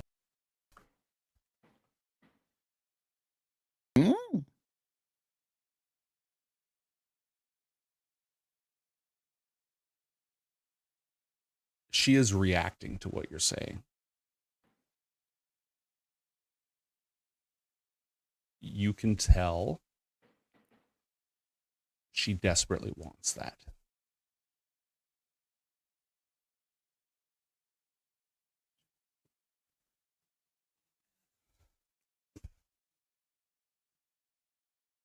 I wanted to talk to you today to see if you were actually her, if you could be her, if you had her memories, if you felt any type of way about Athalor, and He's my maybe you son. do. He's my son. But your existence is causing harm. The clones, they want to kill people. The Mirror Keeper wants to kill people, wants to get rid of life. You don't understand at all. How many are there here? Is everyone here clones?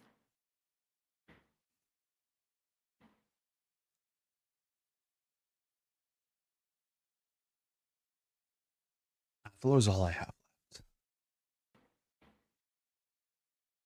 I can't lose him. And he's lost so much already. I can't do that to him. You can't do that to him. How can I possibly know that you're going to keep your word? How can I trust you? I can't trust you the same way you can't trust me. So it's either we both walk out of this room alive or one of us isn't. It's not, I'm afraid void magic kind of trumps your magic. And that's not a threat. I'm just giving you the odds here. Because I have help on the way, and if you take me out, you're going down too. No matter what. Do you speak Elvish? No. I speak Celestial, Infernal, and Common. All right. She is gripping the broken pieces of mirror so tightly that it is digging into her hand. There's blood streaming from there that has nothing to do with the injuries that you inflicted earlier.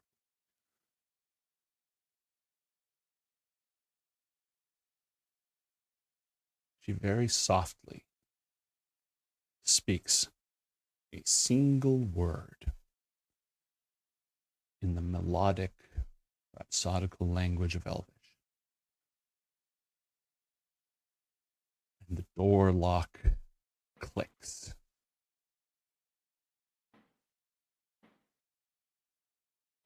She opens it and steps out. But like just like right at the door. We have a deal.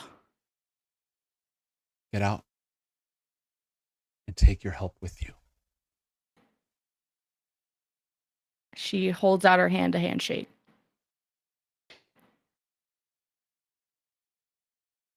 She looks at you for a moment, the sign of the 4 pillars of Zalar on the back of your hand, or on your palm, and she reaches forward and takes it.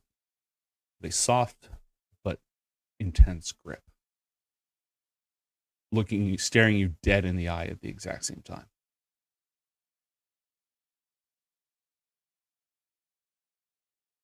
I'm sorry. And she casts Touch of Twilight.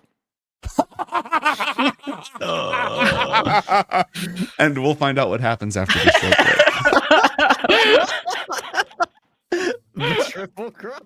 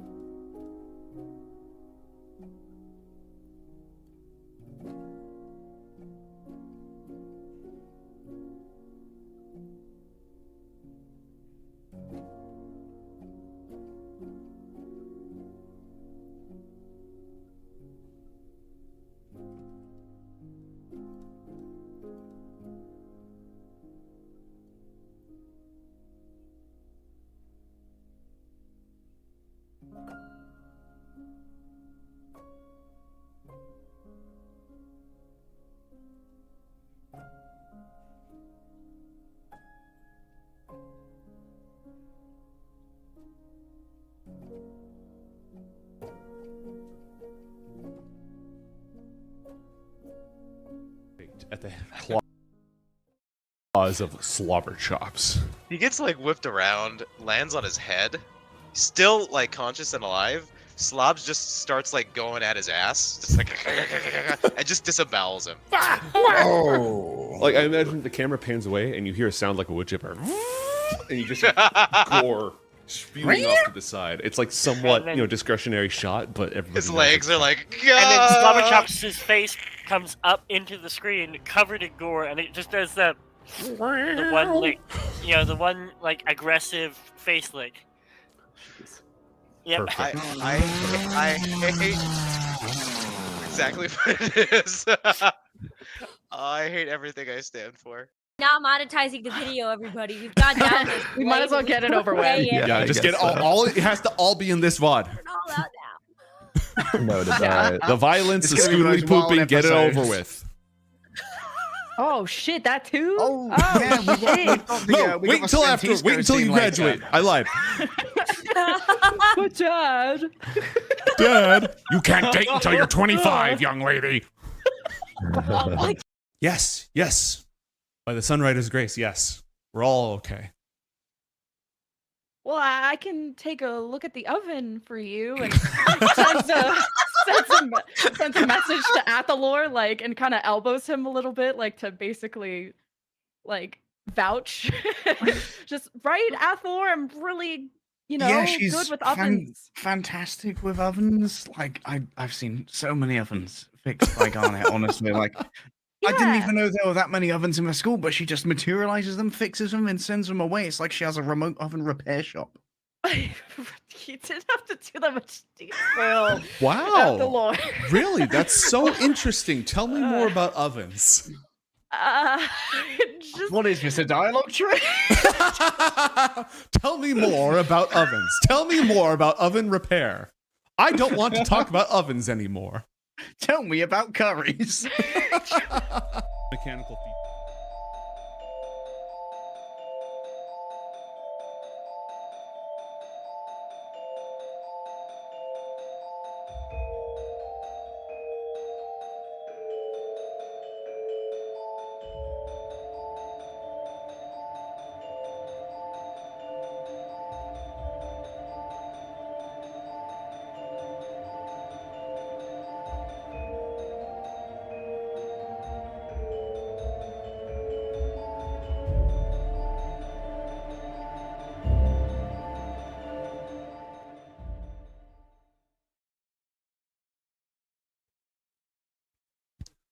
Welcome back to Book of Dawn Ioth Academy.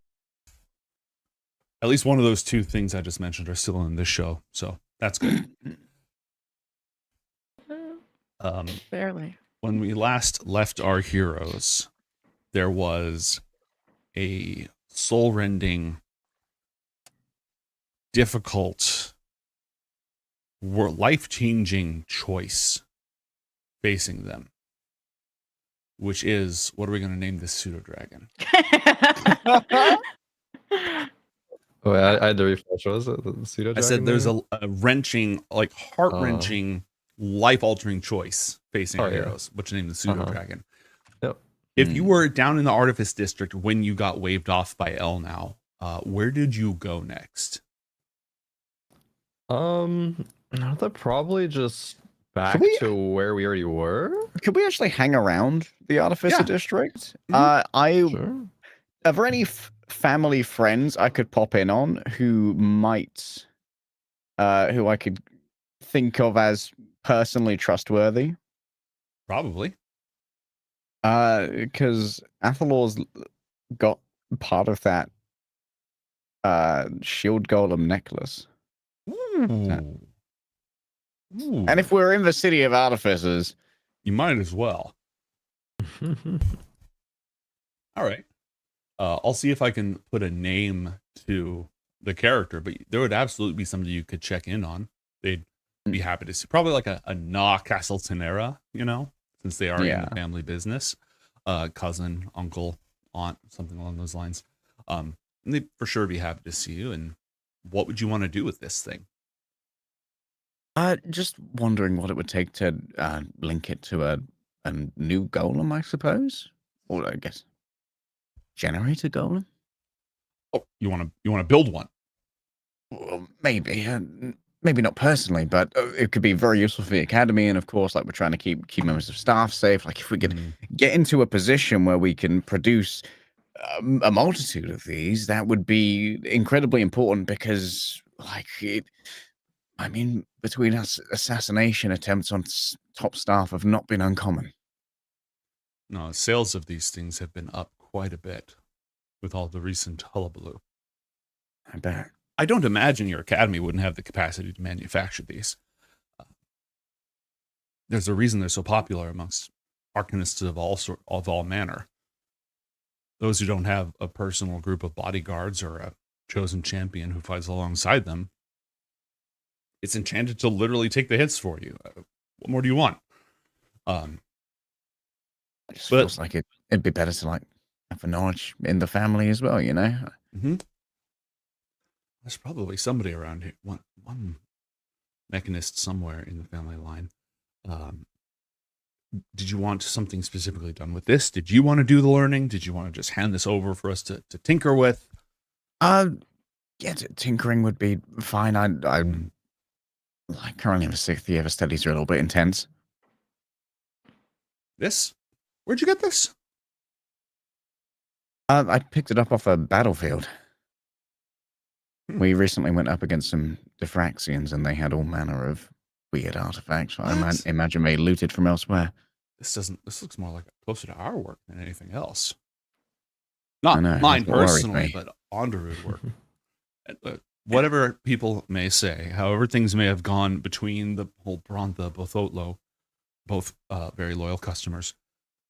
Very glad that's all settled out, by the way. We do not sell to designers or Imperials or Raveners. That is a hard line. I know, I'm more worried that someone from Underwood fell victim to them and it was battle loot, as it were. More likely. The only recent battle that happened was, involving us was not far from here. And it wasn't the designers. Maybe these things get traded around the Imperial forces. We've both been around for a long time, Onderud and Diffraxis. It's been hundreds of years. Who knows when that came along? Though this does look more like recent work. It could have been sold to it could have been sold to a client who then was unfortunately unable to take full benefit of the services that we offered and lost custody of their shield guardian. Yeah, it's fair to say that Providence wasn't really doable on Mhm. in the No, I'd be circumstances. I'd be happy to do this, but like I said, we have the capacity to make these. I'd be happy to teach you sometime if you've got a few spare years. I mean, we've got a couple of extra years in our lifespans. Maybe after I've wrapped up everything at the academy. Yeah, absolutely. Any of us would be happy to take you in. You've the whole Probably workup on. probably look good on the Rudy Civil CV as well. Oh yeah, yeah. I'm smart lad. Already thinking about that thing. But yeah, if you can just take a look, I don't mind if maybe we find some other way to supply them, but I'd like to maybe try and find one for the Archmage at least. Say, it's an idea. That'd be quite the gesture, wouldn't it? I'm notice of the alliance strengthening. Precisely. For all the wars, all the conflict that they've been facing on everyone else's behalf, while Ioth is at our gates, as a token of gratitude, a bodyguard for the Archmage.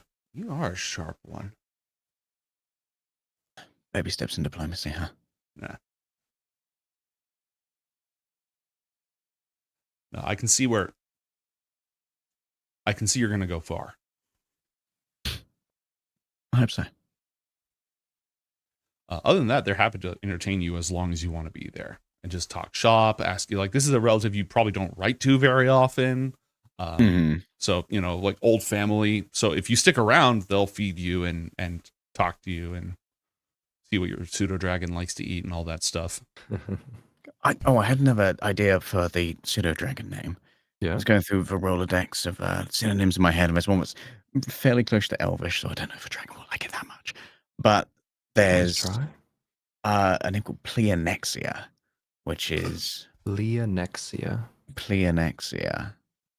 Might be a little bit too much for the dragon. It's another one that's related to kind of material desire, which the dragon seems to indulge in, but maybe they don't want to name in that kind of theme line, which is fine. Yeah, avarice didn't quite take a liking to, but I'll try it again and kind of raise the cage up again, kind of look at it in size, give it a little snack, and Pleonexia. What do you think about that for a name? You get the impression of how would this creature portray this? You can do better.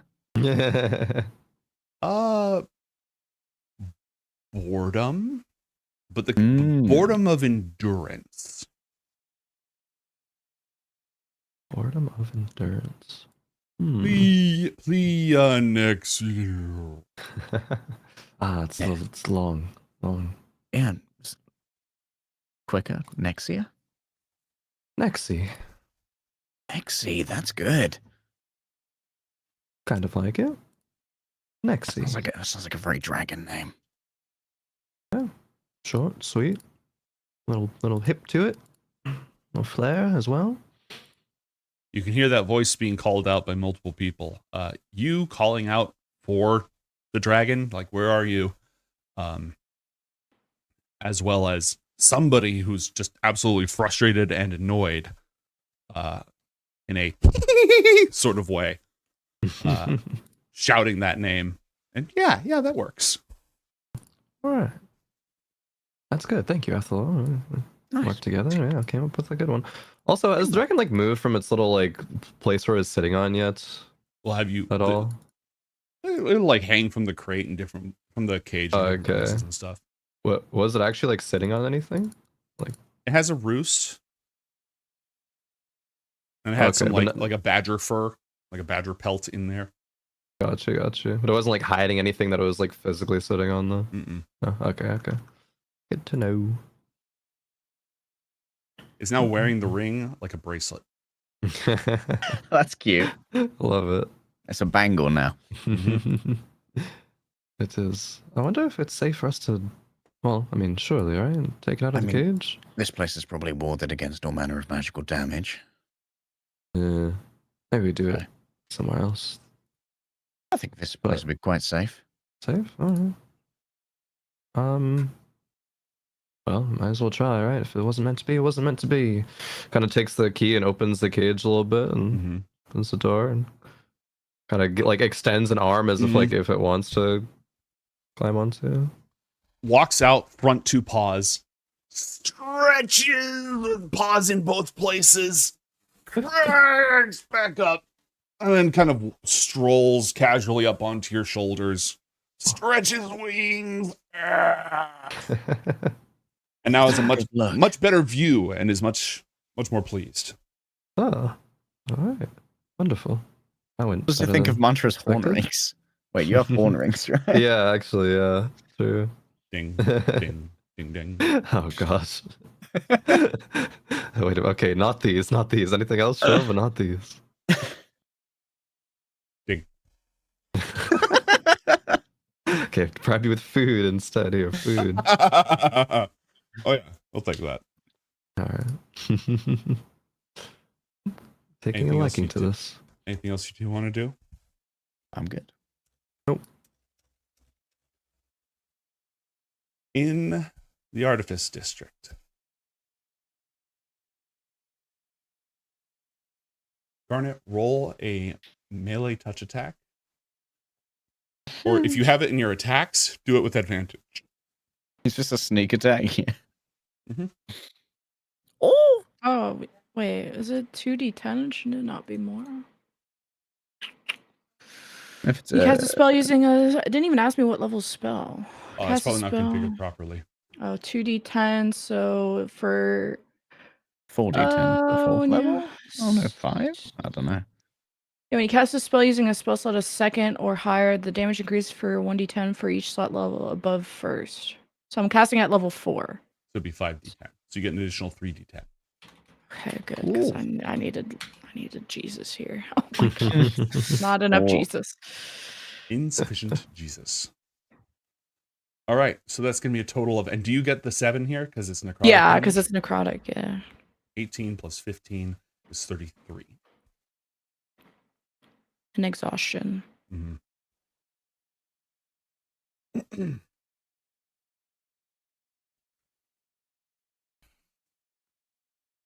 Okay. You catch her by surprise. It is her turn.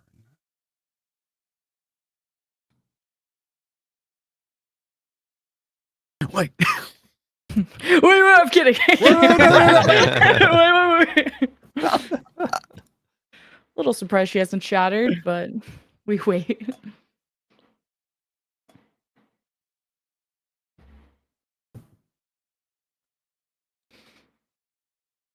Can she do this?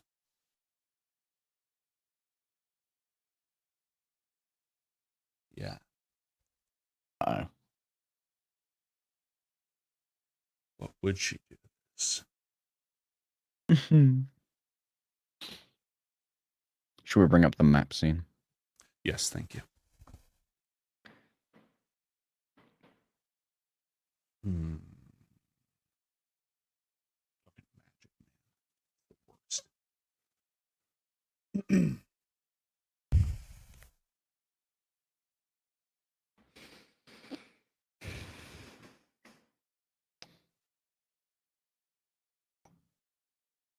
Okay. She snarls she gasps as this necrotic energy and dark veins start running up her body, draining the life from her, damaging her cells. The look on her eyes changes to just curdling hatred and anger. She snarls a word that you don't know, again in Elvish.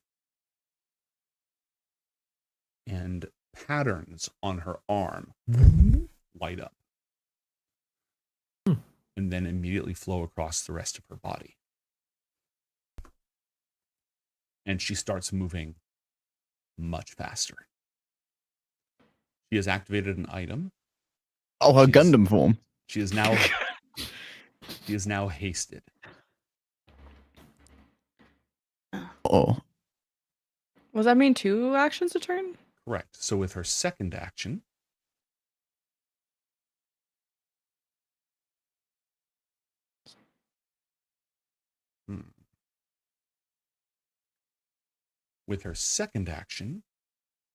she takes the shard of the mirror that she was still holding and tries to stab out your eyes. Oh my god! Damn. What Savage. the fuck? Bitch ain't got no chill. Ma! Mummy! Mummy! Mama! Mother! Mom. Mother down her eyes! Mom! Mama! Mom! You're tracking like out now's little GPS, like Santa Claus, Yeah, like I am. Oh god, fuck. What's your armor class? Lower than that. Does she roll a 10? Oh, it doesn't get any lower than that. So like mechanically, can she fucking blind me? Is this like a You'd have to like roll a crit or something. She just stabs you for 7 points of damage.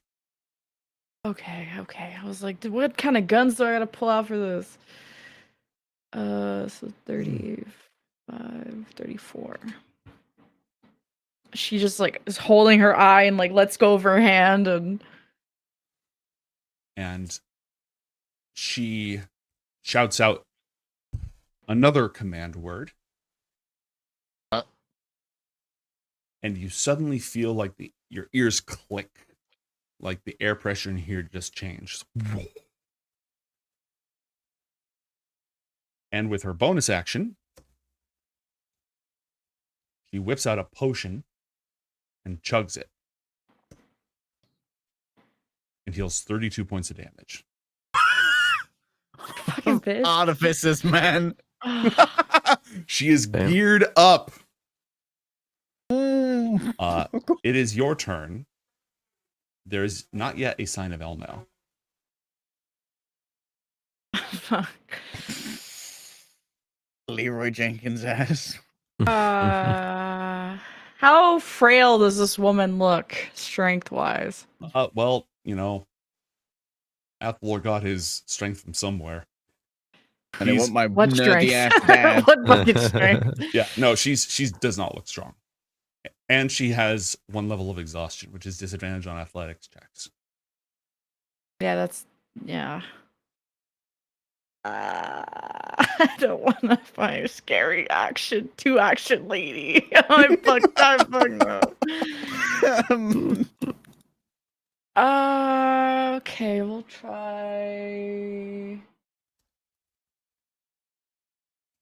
We will. What the fuck is that? What is that? Imago? Wait, Does she is that say how much something? progress Elnow's made? No.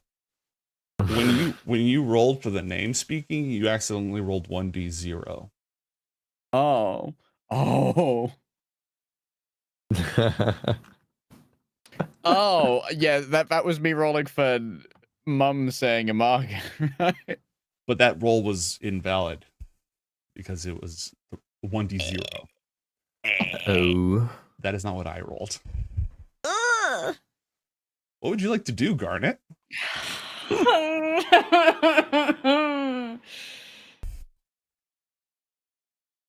Why can't my family just die?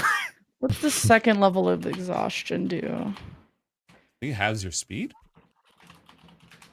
Yeah, it's pretty brutal. That's Exhaustion not like sucks. speed have. That's not very helpful. She's in my fucking face. And hasted, which doubles her speed. After she stabs it, is like the glass still in my eye, or is she No, she's just still gonna- holding it. She like sliced you with it. She's using it like a knife. Bitch, you got a dagger. Knife fight.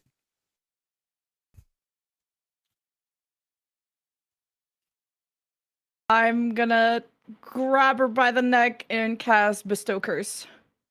Okay, what kind of save is that? Wisdom saving throw. Okay. Why? Okay. Why did I not take counterspell? When I'd I made like this to character do- like a year or two ago. I'd like to do the while cursed, the target must make a wisdom saving throw at the start of each of its turns. If it fails, it wastes its action and does nothing. Oh, that's Pretty good. What happens if it has 2 actions? That's what I'm wondering. But it's, maybe it's a roll for each or roll for both. I don't know. Up to you. No, I think it would cover both actions. Yeah. That goes for all you now, by the way. Is there anything else that you do on your turn, Garnet? I'm gonna attempt to run out of the room. Okay. She's going to make an attack of opportunity. All right, come stab me.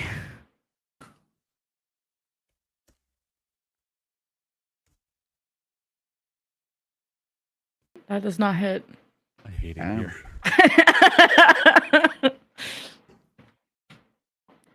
Oh, that's not so bad.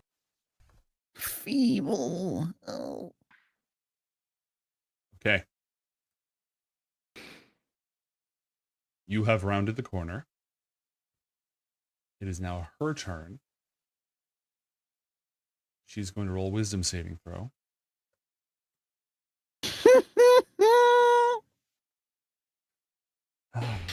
And does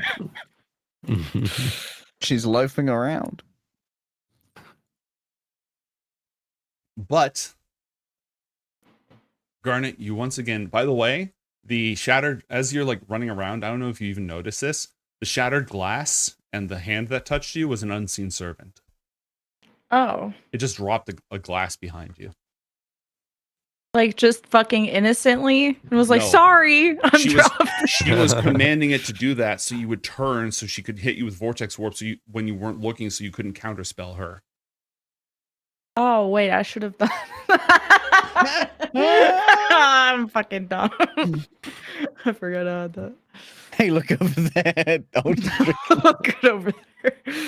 It's my turn, her turn. Is she moving? She does nothing, but you hear that same. The reason I brought it up is because you hear that same scraping sound of glass on stone around the corner. It's a lot of glass on stone. Like,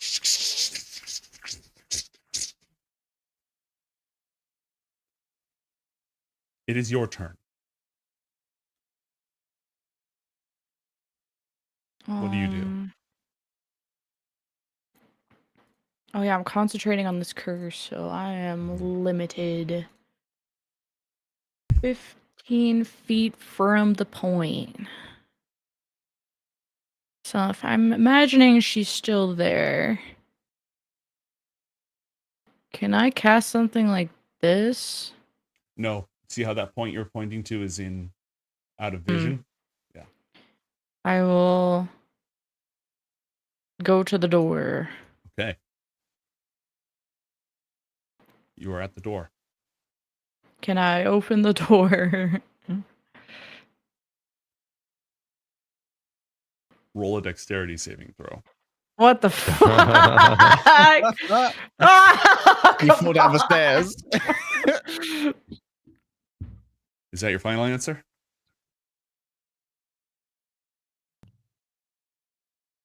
I mean, you do have plus 1d4 to your dex saves, unless that happens after the break. You do have 1d4. No, you still have that. So I'll act like this will help. 13? 13. I'll leave it. Ah. Boom. He's so convincing. As you put your hand on the door, a glyph in shining blue light becomes visible. That second word that she said earlier put her place on lockdown. I can't let you do that, Garnet. She's had over Jarvis, 100 lock the years of living here to fortify it. That was a glyph of warding. Less than a second later, there's a blast of freezing ice that emanates out from it, inflicting 21 points of cold damage. Oof. Oh, that's gonna be one heck of a concentration. Oh, you just had to say something. Teacher. Teacher, it's almost over, teacher. Come on out now. Well, yeah. Give me Constitution. take the damage and roll Constitution saving throw. No, 1d4, 1d4, 1d4. Wait, oh yeah, what's the save? Is it 11? What is it? I think it's 11. Get a 4. Okay. In. Oh my god. Huge. Huge. Teacher is the homework too.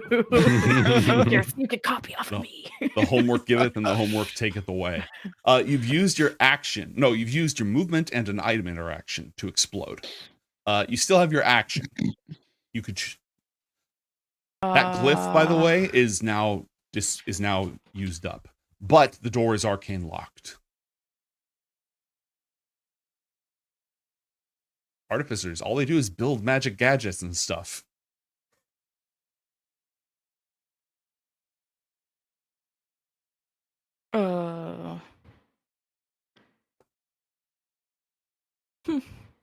Yeah, this seems chaotic. No, I don't want to bring too much attention. You're just gonna void rip the whole building. Just no, worse.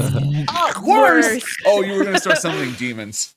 No, worse. What? Just not go through your Rolodex of gods, seeing which one. Vinder, Zale. Just start naming names. Great way to get smote. Oh yeah, because invisibility is a fucking concentration too. Okay. Holy, everything I have is concentration. I have not constructed this right. You should consider taking some different spells next time. I have the same problem. Everything I have is concentration. Oh wait, did I move? Oh yeah, I moved from here to here, so I have 15 And that was up more. the stairs, which is difficult. Oh, does that terrain. matter? Yeah. So now I don't have movement. Correct. You could choose to dash if you wanted. Oh yeah. Is down the stairs sorry, I'm also sorry. regular No, movement? down the stairs is not difficult terrain. It's one-way difficult terrain. Roll a perception check for me. Oh, okay, yeah, sure. Let's kill some time here for a sec. You smell mommy nearby. Oh, mommy. You hear Mama. very faint thumping on the other side of the door, as if it's muffled and from a very far distance. But it's like dong dong dong.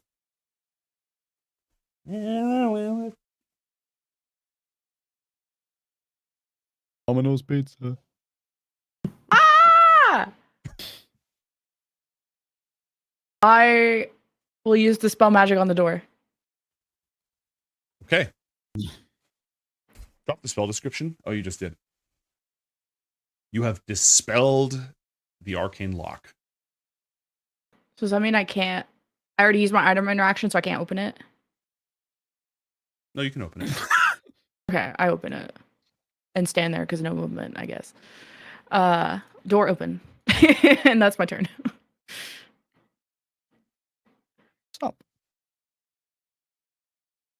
You open the door, and the Archmage is standing right there. And there is void curling around her fingers, and you can see like her lips peeling and stuff as she's speaking void speech. And then she stops. I have like blood dripping down my face, and I'm like, "It's a clone! It's a clone! Kill her! Kill her! She's Kill it! Kill it! Kill it! Kill her!" Okay, give me a moment. I cursed her, and she's just like holding her eye, panicked. Oh, hell yeah. Oh, damn. Okay. She shoves you aside. Oh, okay. Not dismissively. I'm real vulnerable right now. not like dismissively, but just like a firefighter going into a burning building. Yeah.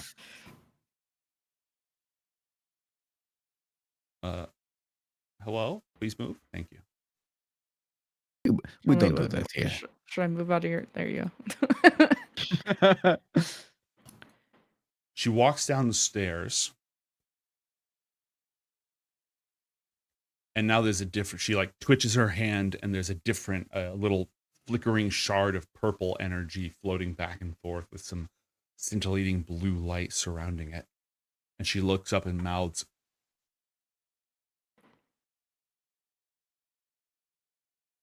Subtitles. I was gonna say, are you muted or she's mouthing it. She's mouthing it. She's not saying it out loud. I guess she'll like gesture like around the corner to the left. Okay. The disguise is now gone. It is clearly her. She's wearing her robes. She has Ioth staff. She has all of that. Nivara. Can you make a wisdom save? Yes, you can. Nice. Mm. You hear faint mutterings of a spell. Twice. Rapidly sped up. You can only catch bits and pieces of it, but it sounds pretty basic, pretty elementary. Roll an Arcana check to see if you can identify it. It's a cantrip. Mending. Oh fuck. Be careful, there's a mirror, there's a mirror. I think she's casting mending. She tried to put me in the mirror.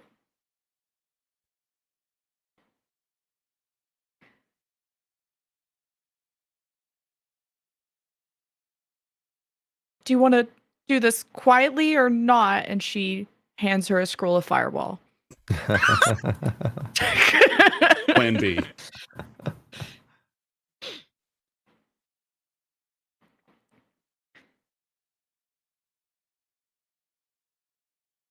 Okay. Garnet, it's your turn again. Oh, did she leave the room or? You do not see Nivara. You're the last of the round, so it's your turn.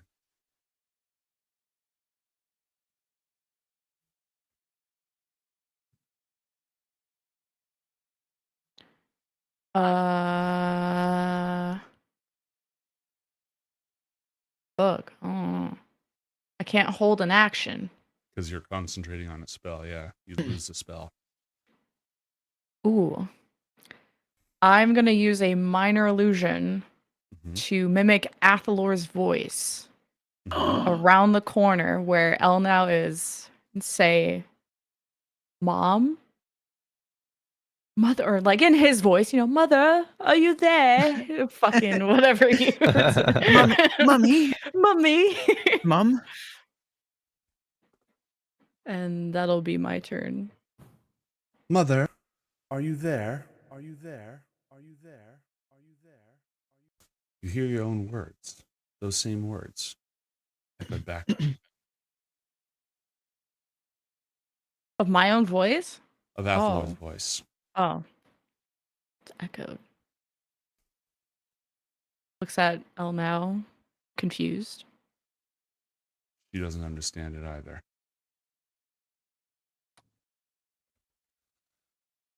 She's pointing to the room, by the way, that she would probably be in. Oops. And that she would be in.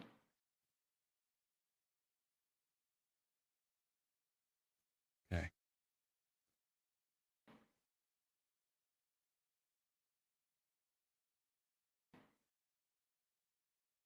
Elnau, carefully and cautiously, rounds the corner.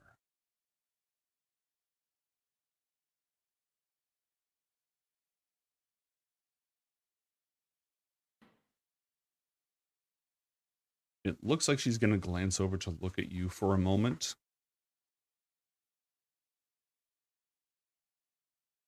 And then she doesn't. She just says, "Sorry." And casts Immolation. Ooh. Ouch.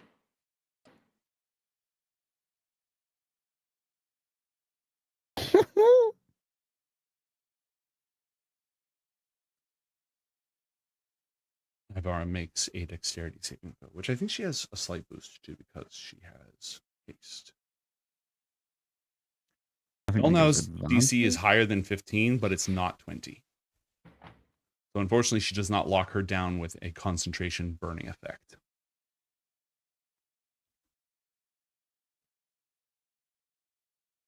Nivara's turn. She's still struggling against your curse. He stands there, doing nothing. Oh, wow. Not going to burn your inspiration. Oh, what are you saving it for, Gnomes? Shut up. Shut the fuck up. What's he saving it for? She isn't even the big bad. This. Shut the fuck up.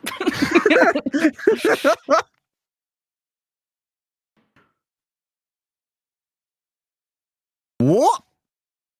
You're a fucking man. Suddenly, Elnow cries out as blood just starts flowing from razor-sharp cuts that slice across her back and her wings from nowhere.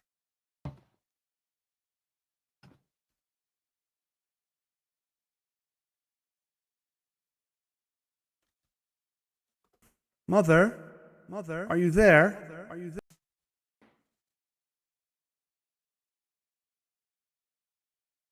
Garnet, what do you do?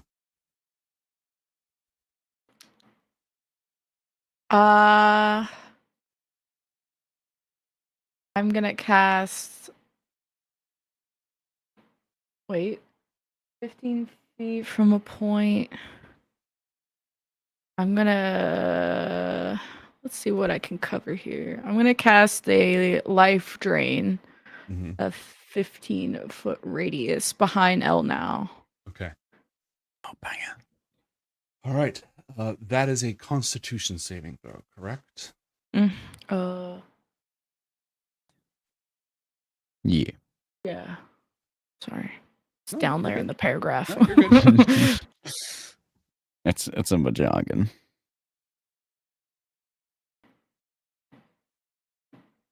That is a successful save. I take half, right? Yeah, I should roll it.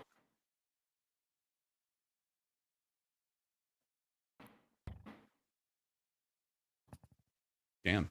18 points of damage. I'm gonna use it to heal Elnow. Okay, she gets what? Half of it? So 9? Yeah, she gets 9 back. Yeah. That's like a free max roll healing potion. Yeah, that's not bad at all. W. Oh, you know what? She doesn't need to see the thing to use this reaction. Oh. So I'm going to retroactively have her have snarled a word of void speech to harm her attacker. Something is attacking her from behind. The mirror clone is not dead and is in front of her.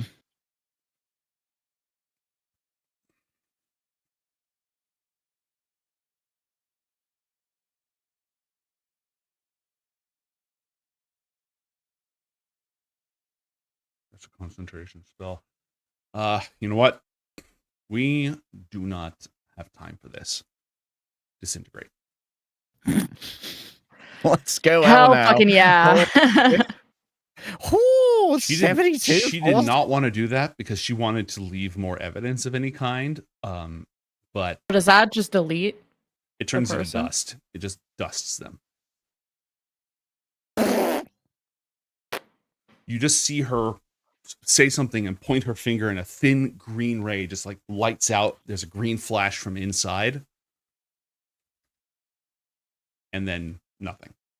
It's a good job Athlor skipped this one.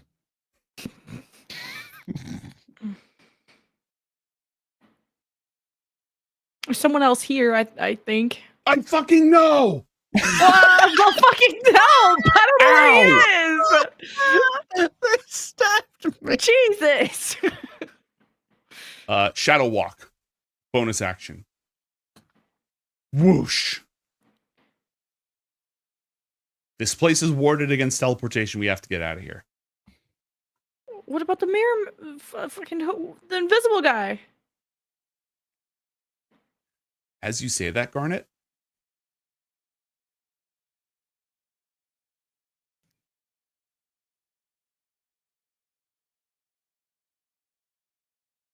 does a 27 hit you? Yeah. You take 32 points of damage. I go down. Shit. I fall to the floor. Okay. He makes his second attack against El now. And Garnet, unless you have some means of perceiving anything about what's going on, fade to black.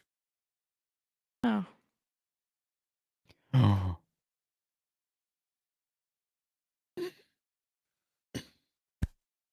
So, what are we doing with this pseudo dragon?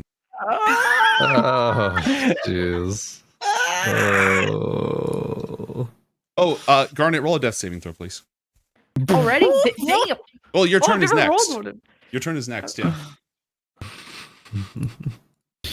You have one failure. I don't get bonuses to a death save? Nope. You just What have a the 55% chance of succeeding every time. And that's it.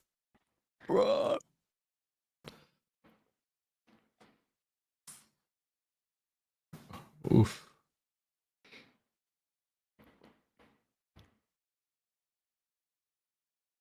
Yeah, Nexie's a good name.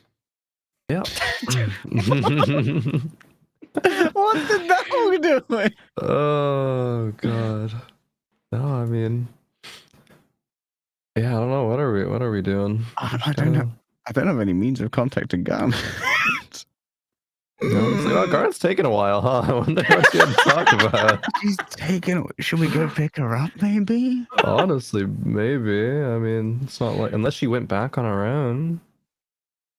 At this point, we should check, right?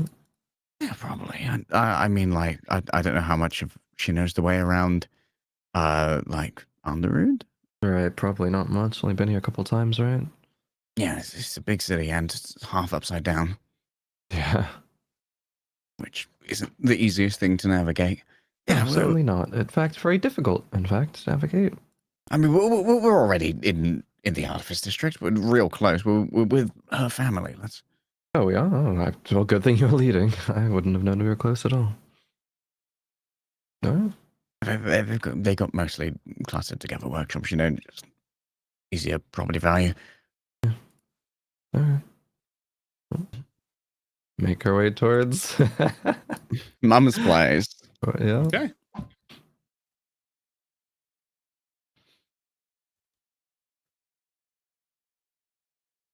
I got a feeling there's some GM rolling going on. A bit. Small amount, little bit.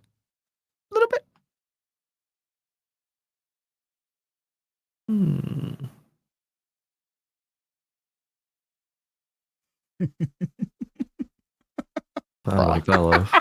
Bruh. I don't like the sound of that. Garnet. Oh no, that just doesn't work. Okay.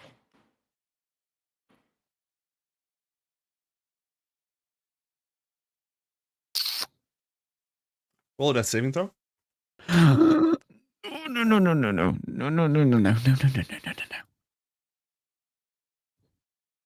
Just don't roll a 1. Whoa. You have I mean, that's still bad. failures. Okay. Wait, can I luck die death save? Yes. You can luck. Use one of the party luck You guys dice. mind? Yeah. Exactly. Is that cool? I don't mean to hog all our resources. we might need it. I don't know. You can do that one. That's Yeah. it. Okay, Oh. 1 and 1. Oh. Yes, we saves. Yeah. Why couldn't we just go You in have the one other save room? and one failure. The other room is Artificer stuff. It's just full of Nintendo DSs with fresh copies of Nintendogs. It could have been nice. Garnet, I would like you to please roll 1 D100.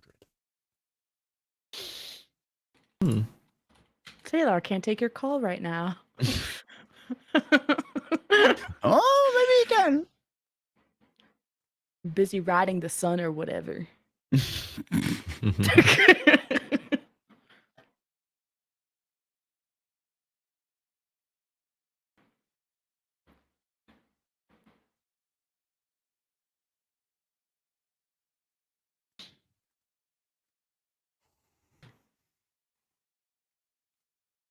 Mason and Athalor. I would like one or both of you to roll a investigation check for me. Sure. Let's roll some investigation. 10. Also 10.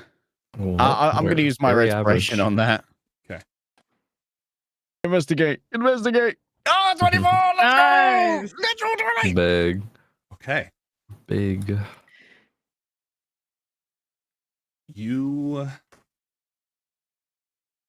find your way through the Artificer District towards the Castle Tenera sort of territory, the blocks of foundries and stuff that are owned by the Castle Tenera family.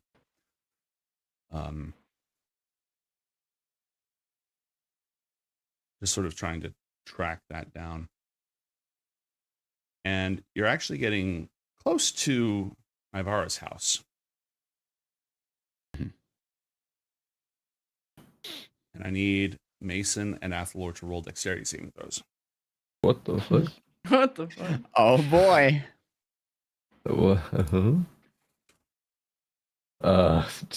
I'll lucky dice myself. And a blast.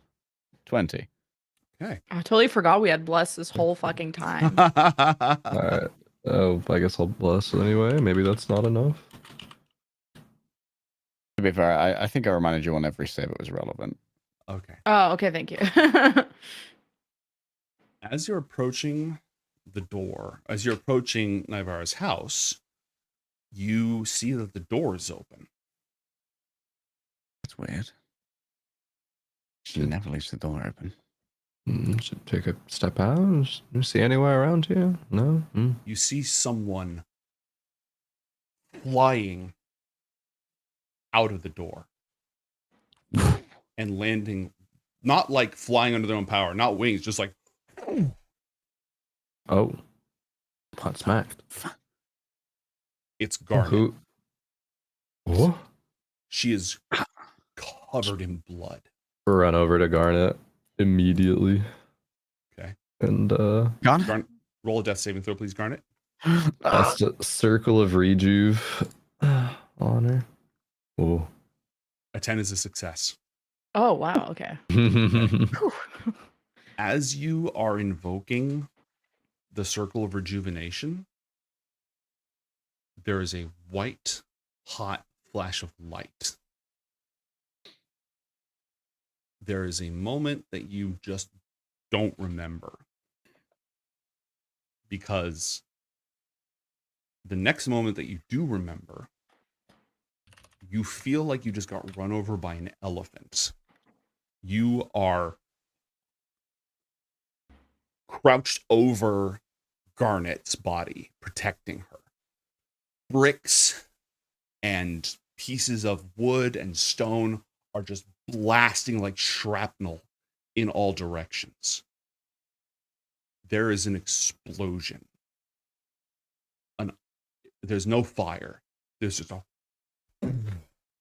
overwhelming pressure as Nivara Castle Tenera's workshop explodes. Violently. It not even with a successful save, you are hurled. It knocks the air out of your body. You are covered in dust and debris. There's screaming everywhere. The street has exploded. There is a hole in the ground. The nearby buildings are collapsing. There's a ringing in your ears, and the air is filled with dust. I'm like crouched over Garnet, and Garnet's still unconscious. Yeah. Athalor, you were right next to him, and you were in the exact same boat. You made your save, but like when you pick yourself up, you're like, there's rubble and debris all over you. I like look over, check to make sure Athlor's still there. Is if buildings are falling down around, just say, "Come on, we gotta get Garnet away from the falling stuff," and just kind of grab Garnet and bring her somewhere where there's like not an active danger. I'll get my mum. Okay. Athor tries to scramble up to his feet, and what's left of a descent into the workshop? Not a lot. Could you physically go down? No. Roll a intelligence or investigation check for me, please. Oh, that's intimidation. Give me your so secrets. 19 plus 3 is 22. Give me my mum, rocks. Okay. So let me just do some measurements real quick.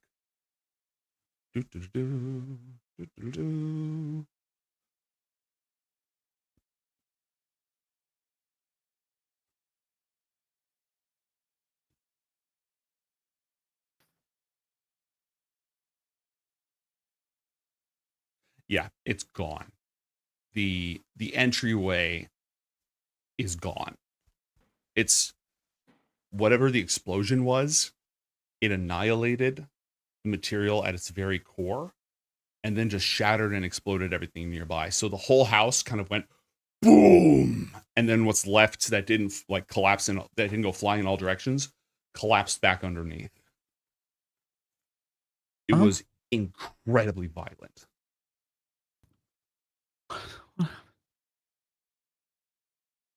Athor just starts like desperately like grabbing stones and like throwing them away from where the thing down would be. Well, Athlor is looking, would get to a point of dragging Garnet away, and then when there's not active like buildings falling, would then try to cast Circle of Rejuvenation again. Okay. Garnet, you feel a cold, metal cold hand covering your face. You see Elnau looking at you in horror. There's something wrong with her. It's all, she's like stretched out in different directions, like you're looking through a something like through a bubble or something. There's just this utter look of panic in her eyes. There is that's all, and a flash and just getting your body crushed. You don't even know how you remember all that. That's just little fragments that come to you. The last thing that you actually wholly remember was just this searing pain as you got sliced open. That wound is healing. You are awake. Base, Garnet? what the fuck are you doing here? What happened? You just came flying out of that building. The building's gone now. Where- Exploded after you came flying out of it. Where's Athel was trying to look Athor? for his mom right now in the wreckage. Where's Elle now? Did you? I don't know. We saw her earlier. Did she come to you? Yeah, and she's like trying to like crawl to her feet, but having a hard time, and she's What? crawling towards the building. And she see Athlor at this point, or like Athel's I don't know if knelt he's down amongst the rubble. He's just like throwing whatever small rocks he can out of the way, like trying to open up the stairway. Ma. Athlor. Oh, you're alive. Okay. What happened? Where's my mom? She takes Mason's hand and tries to stand up, kind of using him as leverage. I didn't want to tell you.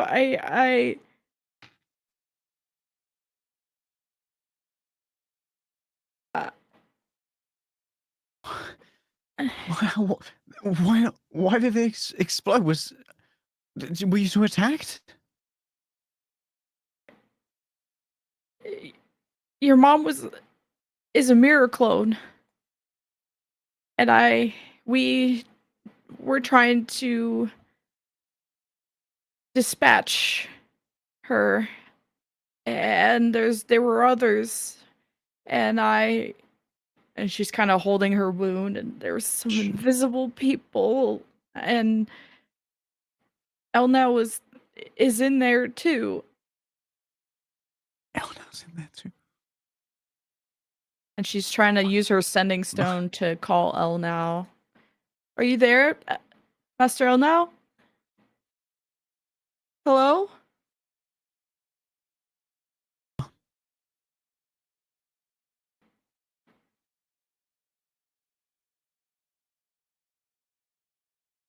No response. I can't. She's not answering. She was in there too. Yeah. How she was? Wait, I thought his mom was a mirror clone. You're sure?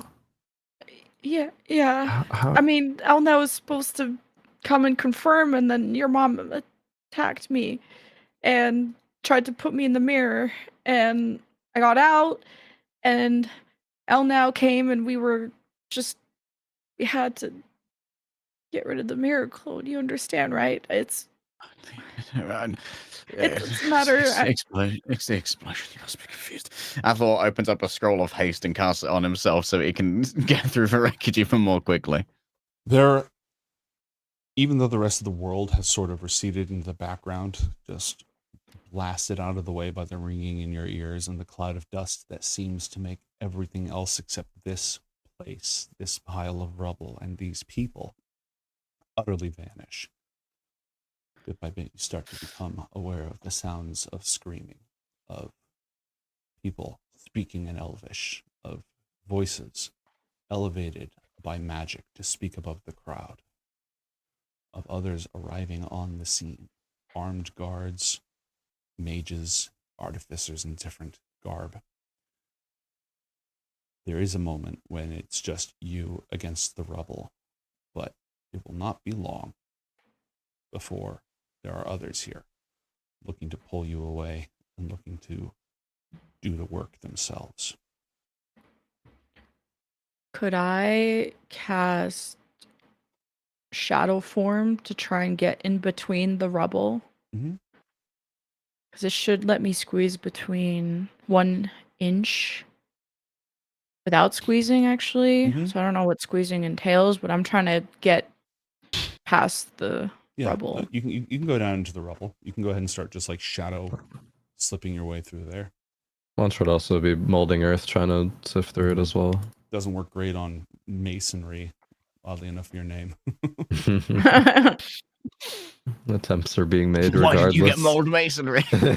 God, I should have picked that spell up. Garnet, roll an investigation check, please.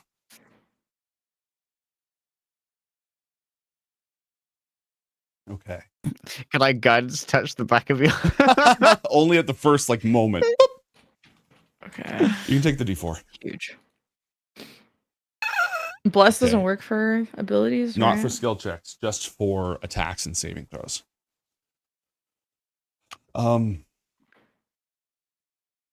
Whatever this explosion was, it was incredibly violent at its core.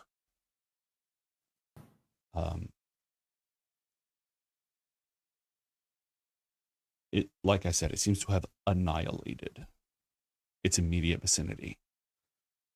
Roll an Arcana check for me.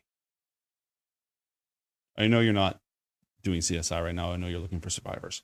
The explosion originated at the base of the stairs, very bottom of the staircase. Where we were? Yeah, where you were. It was a burst of pure magical force. Oh. And it was probably like 400 points of damage.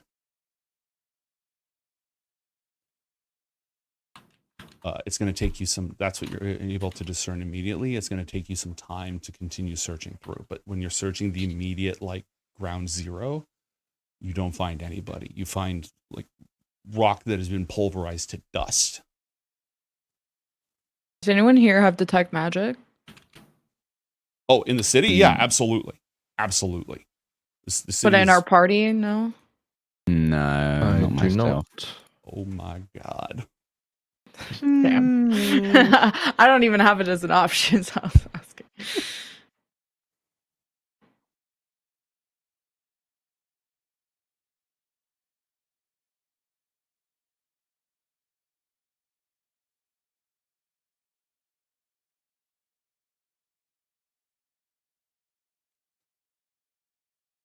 It's fruitless. Yeah. You quickly have artificers with healing magic running up to you, checking you for wounds, telling you to get away from the site.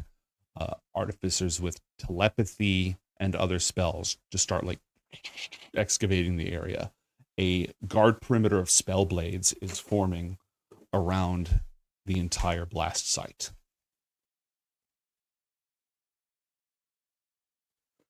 The excavation is starting. Garnet, you got a head start because of your shadow form, but Athalor, you find your fingernails cracking and bleeding and scraping, and people like literally bodily pulling you away as rocks just begin to float up.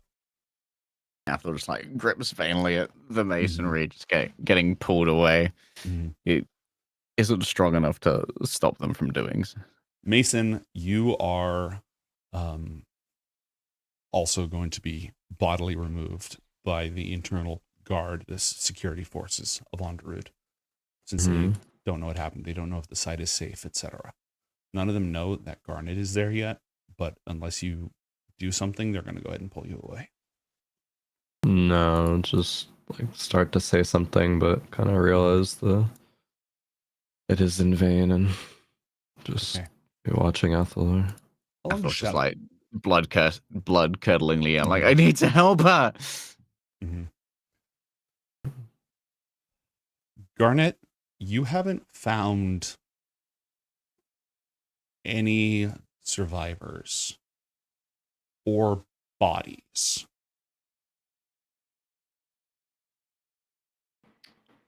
There's a lot of shards of glass. But again, like dust at this point. It's really hard to sift through what used to be stone and what used to be glass. But it's even with the faint light here, and as like rocks are beginning to float up off the top and such, you're starting to see that glimmer of broken glass all over the place. Am I going like deeper in? Like You can have. Yeah, you're going deeper in than anyone. You're the first to the scene. You can get all the way down in there. But a search takes minutes. And so I'm going to go ahead and tell you that after searching the immediate vicinity for several minutes, you have not found anything.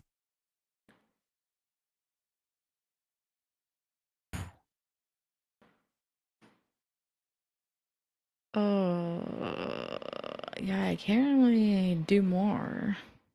Got an hour of worm time at least.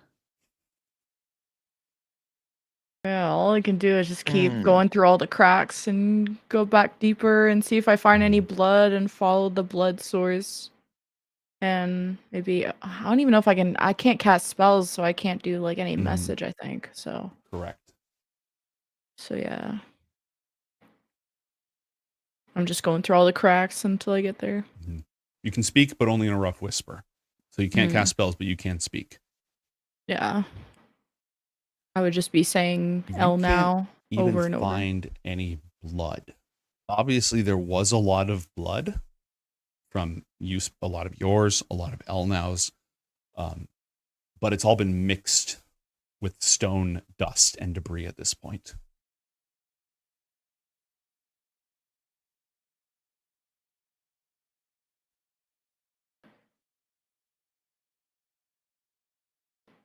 Ultimately, no matter how long you search, you will find no bodies, no blood,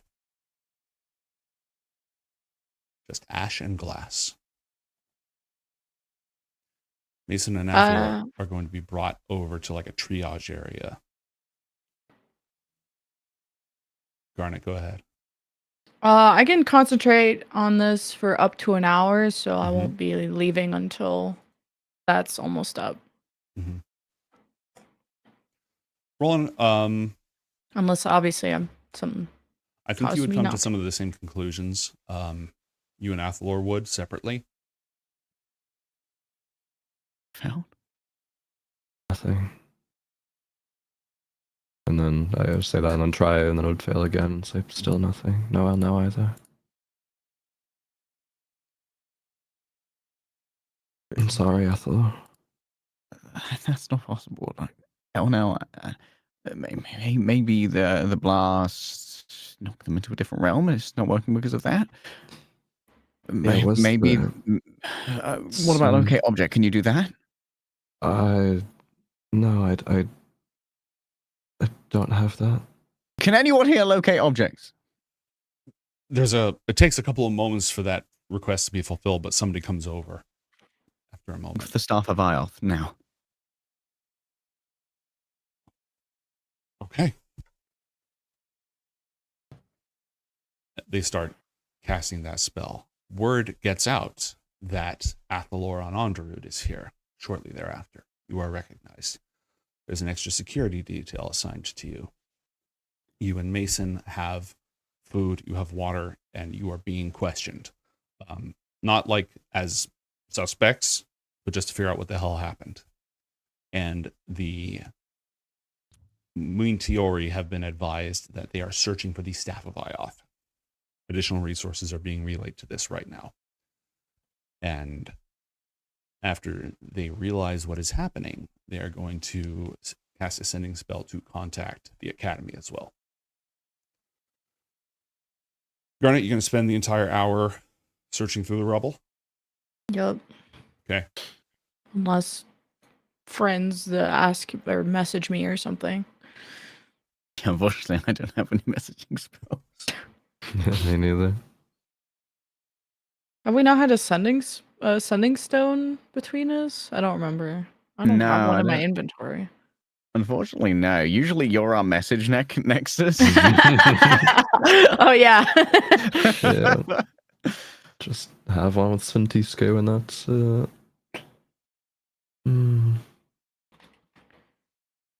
Okay. Then, barring anything else, I'm going to assume that during this time, Athalor is distraught and constantly trying different things. I'm going to assume that Mason is assisting. If you have anything else specific, like ask for a locate object spell, etc., please let me know. But if not, the hour is going to go by. Is it time of day where like Cloak of Bat I can turn into a bat? Yeah. I guess we know that Garnet is searching.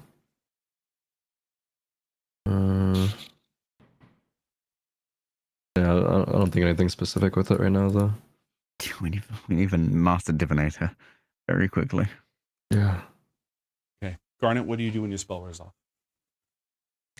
I get out of the rubble. I don't find anything in an hour or any evidence or... Roll another investigation check for me, please.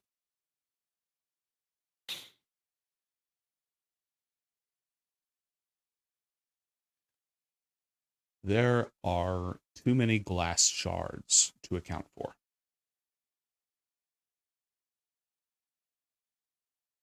There's more broken glass than there was glass down there. And it seems to have radiated out in this direction. From the epicenter outward this way. Did I reach the stairs or this area? Yeah, you absolutely reached it. Like that was ground zero. That's where the explosion happened. Over the course of an hour, you can go all over this, what's left of this place. Like you can do a lot of searching in an hour, but you will not find any bodies, any blood. No fragments of objects, clothes. Oh yeah, I mean, The bedroom is destroyed. The side room, that archive room, after it got shattered, it's destroyed. There's pieces of it all over the place. The planar orrery, that's blasted backwards. Like there's a ton of debris down here. There was a small annihilation radius, and then everything else just got completely flattened by a wave of magical force. Blew up and collapsed. So there's a ton of debris down here. Is there anything else specific that you're looking for? No pieces of Ioth staff or like anything that Elnau owned? Like, At the very end of the hour, when your spell is about to wear off, two things happen simultaneously. One, a member of the Mointiori, an abjurer, wearing the blue and silver robes of Onderud, arrives at the emergency triage area where Athalor and Mason are. She has something wrapped in a bundle of cloth. And at the same time, Garnet finds a small flickering light source down in the darkness. And just as the abjurer pulls back the cloth to reveal a shattered fragment of Ioth's staff, so too does Garnet stumble upon the half-broken, splintered head of the staff. Look at the fragment that they unwrap and say, no, that's really it, isn't it? That explains the explosion. When something like this is broken, there's so much pent up magical energy stored within it. Would just annihilate everything. If Elnau broke it,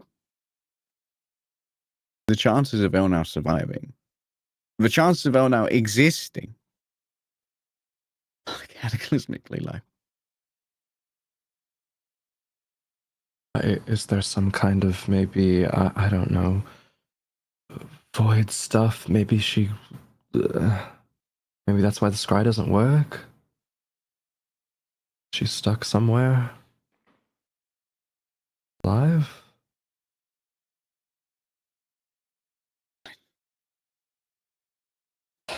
Probably not.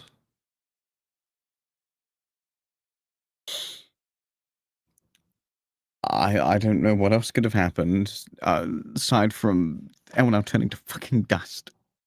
That close to the staff of Ioth. I don't know if she broke it or if it was simply broken incidentally, but that's what would have caused the explosion that intense. How could something else even have broken it, right? It's such a powerful artifact. I guess she must have done it intentionally. Absolutely. She'll walk in where they are. Did you find anything?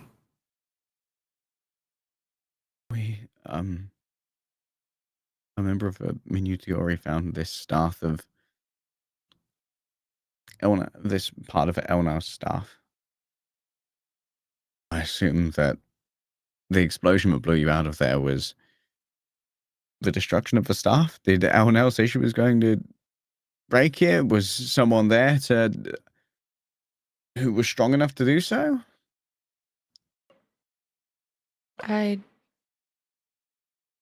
Last thing I remembered was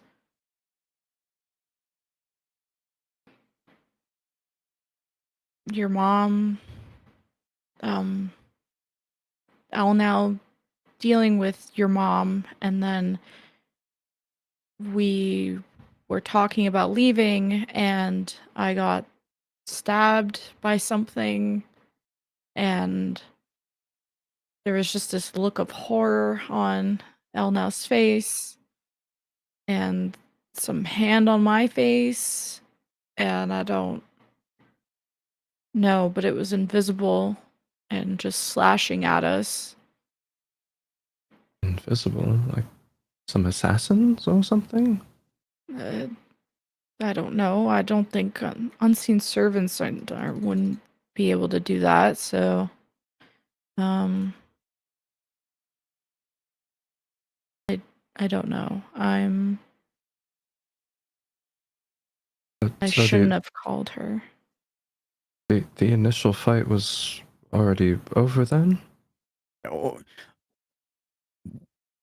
I'm not sure. I just heard Elnow cast. Elnow was fighting your mom in the room, and then Elnow came out, and before I could even ask or figure out what had happened, we were still dealing with this other threat, and then I fell. Everything just went black. I just thought this was gonna be a simple job. It's not a job. I didn't know who else to call, so I figured we needed to be discreet because I didn't know how many clones would be around. And what made you figure my mother was a miracle? She wouldn't touch the rune. She hated the rune. She used both hands. And when I was making threats about killing mirror clones in front of her, she lashed out, so that kind of confirmed it. I didn't think she was gonna do that. So I had to kind of scrap against her, and she tried to put me in the mirror, and I didn't know there were more.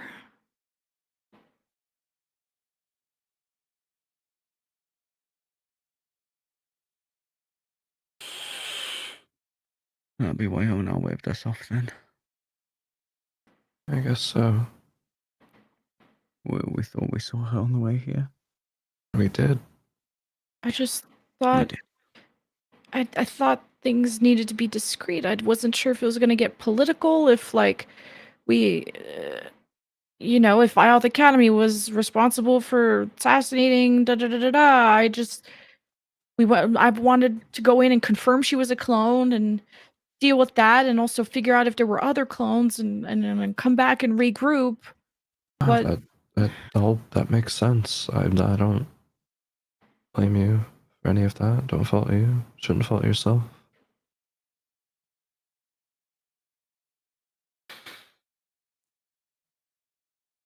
And nothing you could have done. In the distance, somewhere in the swarms of the crowd dealing with the aftermath of the explosion, more and more folks who were just in the area have been removed.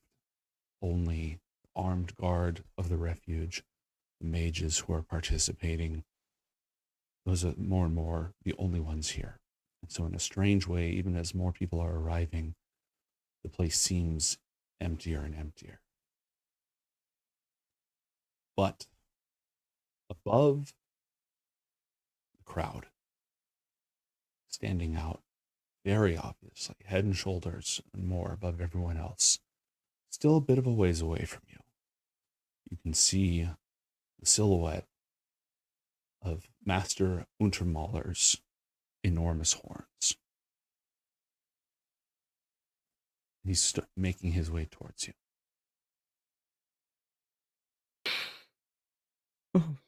Cavalry's here. Yeah. I got the Book of Dawn destroyed, and now the staff, and now the Archmage. Now you're. It's not your fault. I'm so sorry. It's not your fault, Garnet. I just didn't think you would want to be there, Athalor. Wasn't sure if you were gonna try and stop us, and I definitely didn't want your last memory of her to be that. I wanted it to be, and she'll grab his hand.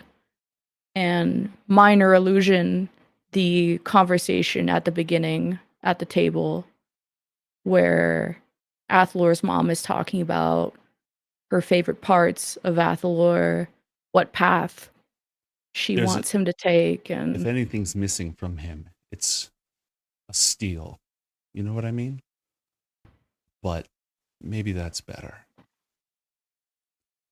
What the path that I want him to take is the path he wants to take. There is a look in her face,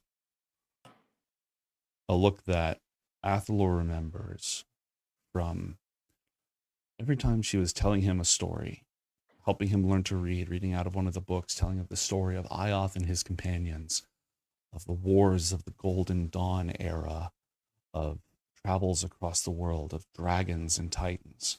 And he would interrupt her with questions. And there was this look that would always come over her, this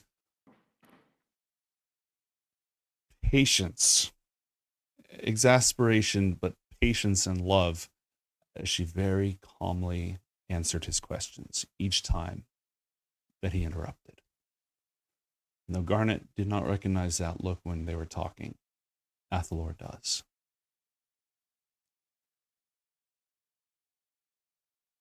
she obviously cuts it off after, keeps the nice conversation of basically her talking about Athalor and all those nice things, and maybe parts like the part where she was like, Athalor is all I have, includes that part. And just cuts it off there. You want to end here, team? What time is it? Ending time. It is ending time. I don't want to leave. Let me know when you're done with the scene. We can cut away. Athel looks through some blood-stained eyes of an hour of straight, half crying, half coping, trying to think up any way to weasel their way into or out of a solution. Just keep watching his mother's lips saying those words.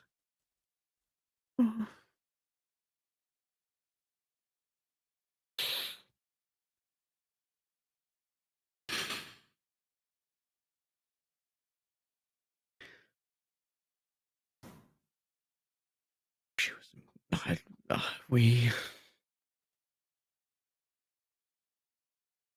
saved Naomi from the mirror world.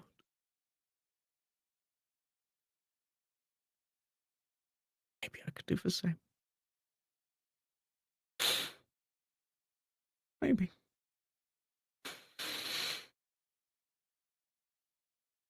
She just squeezes his hand and includes Mason to form like a triangle, I guess.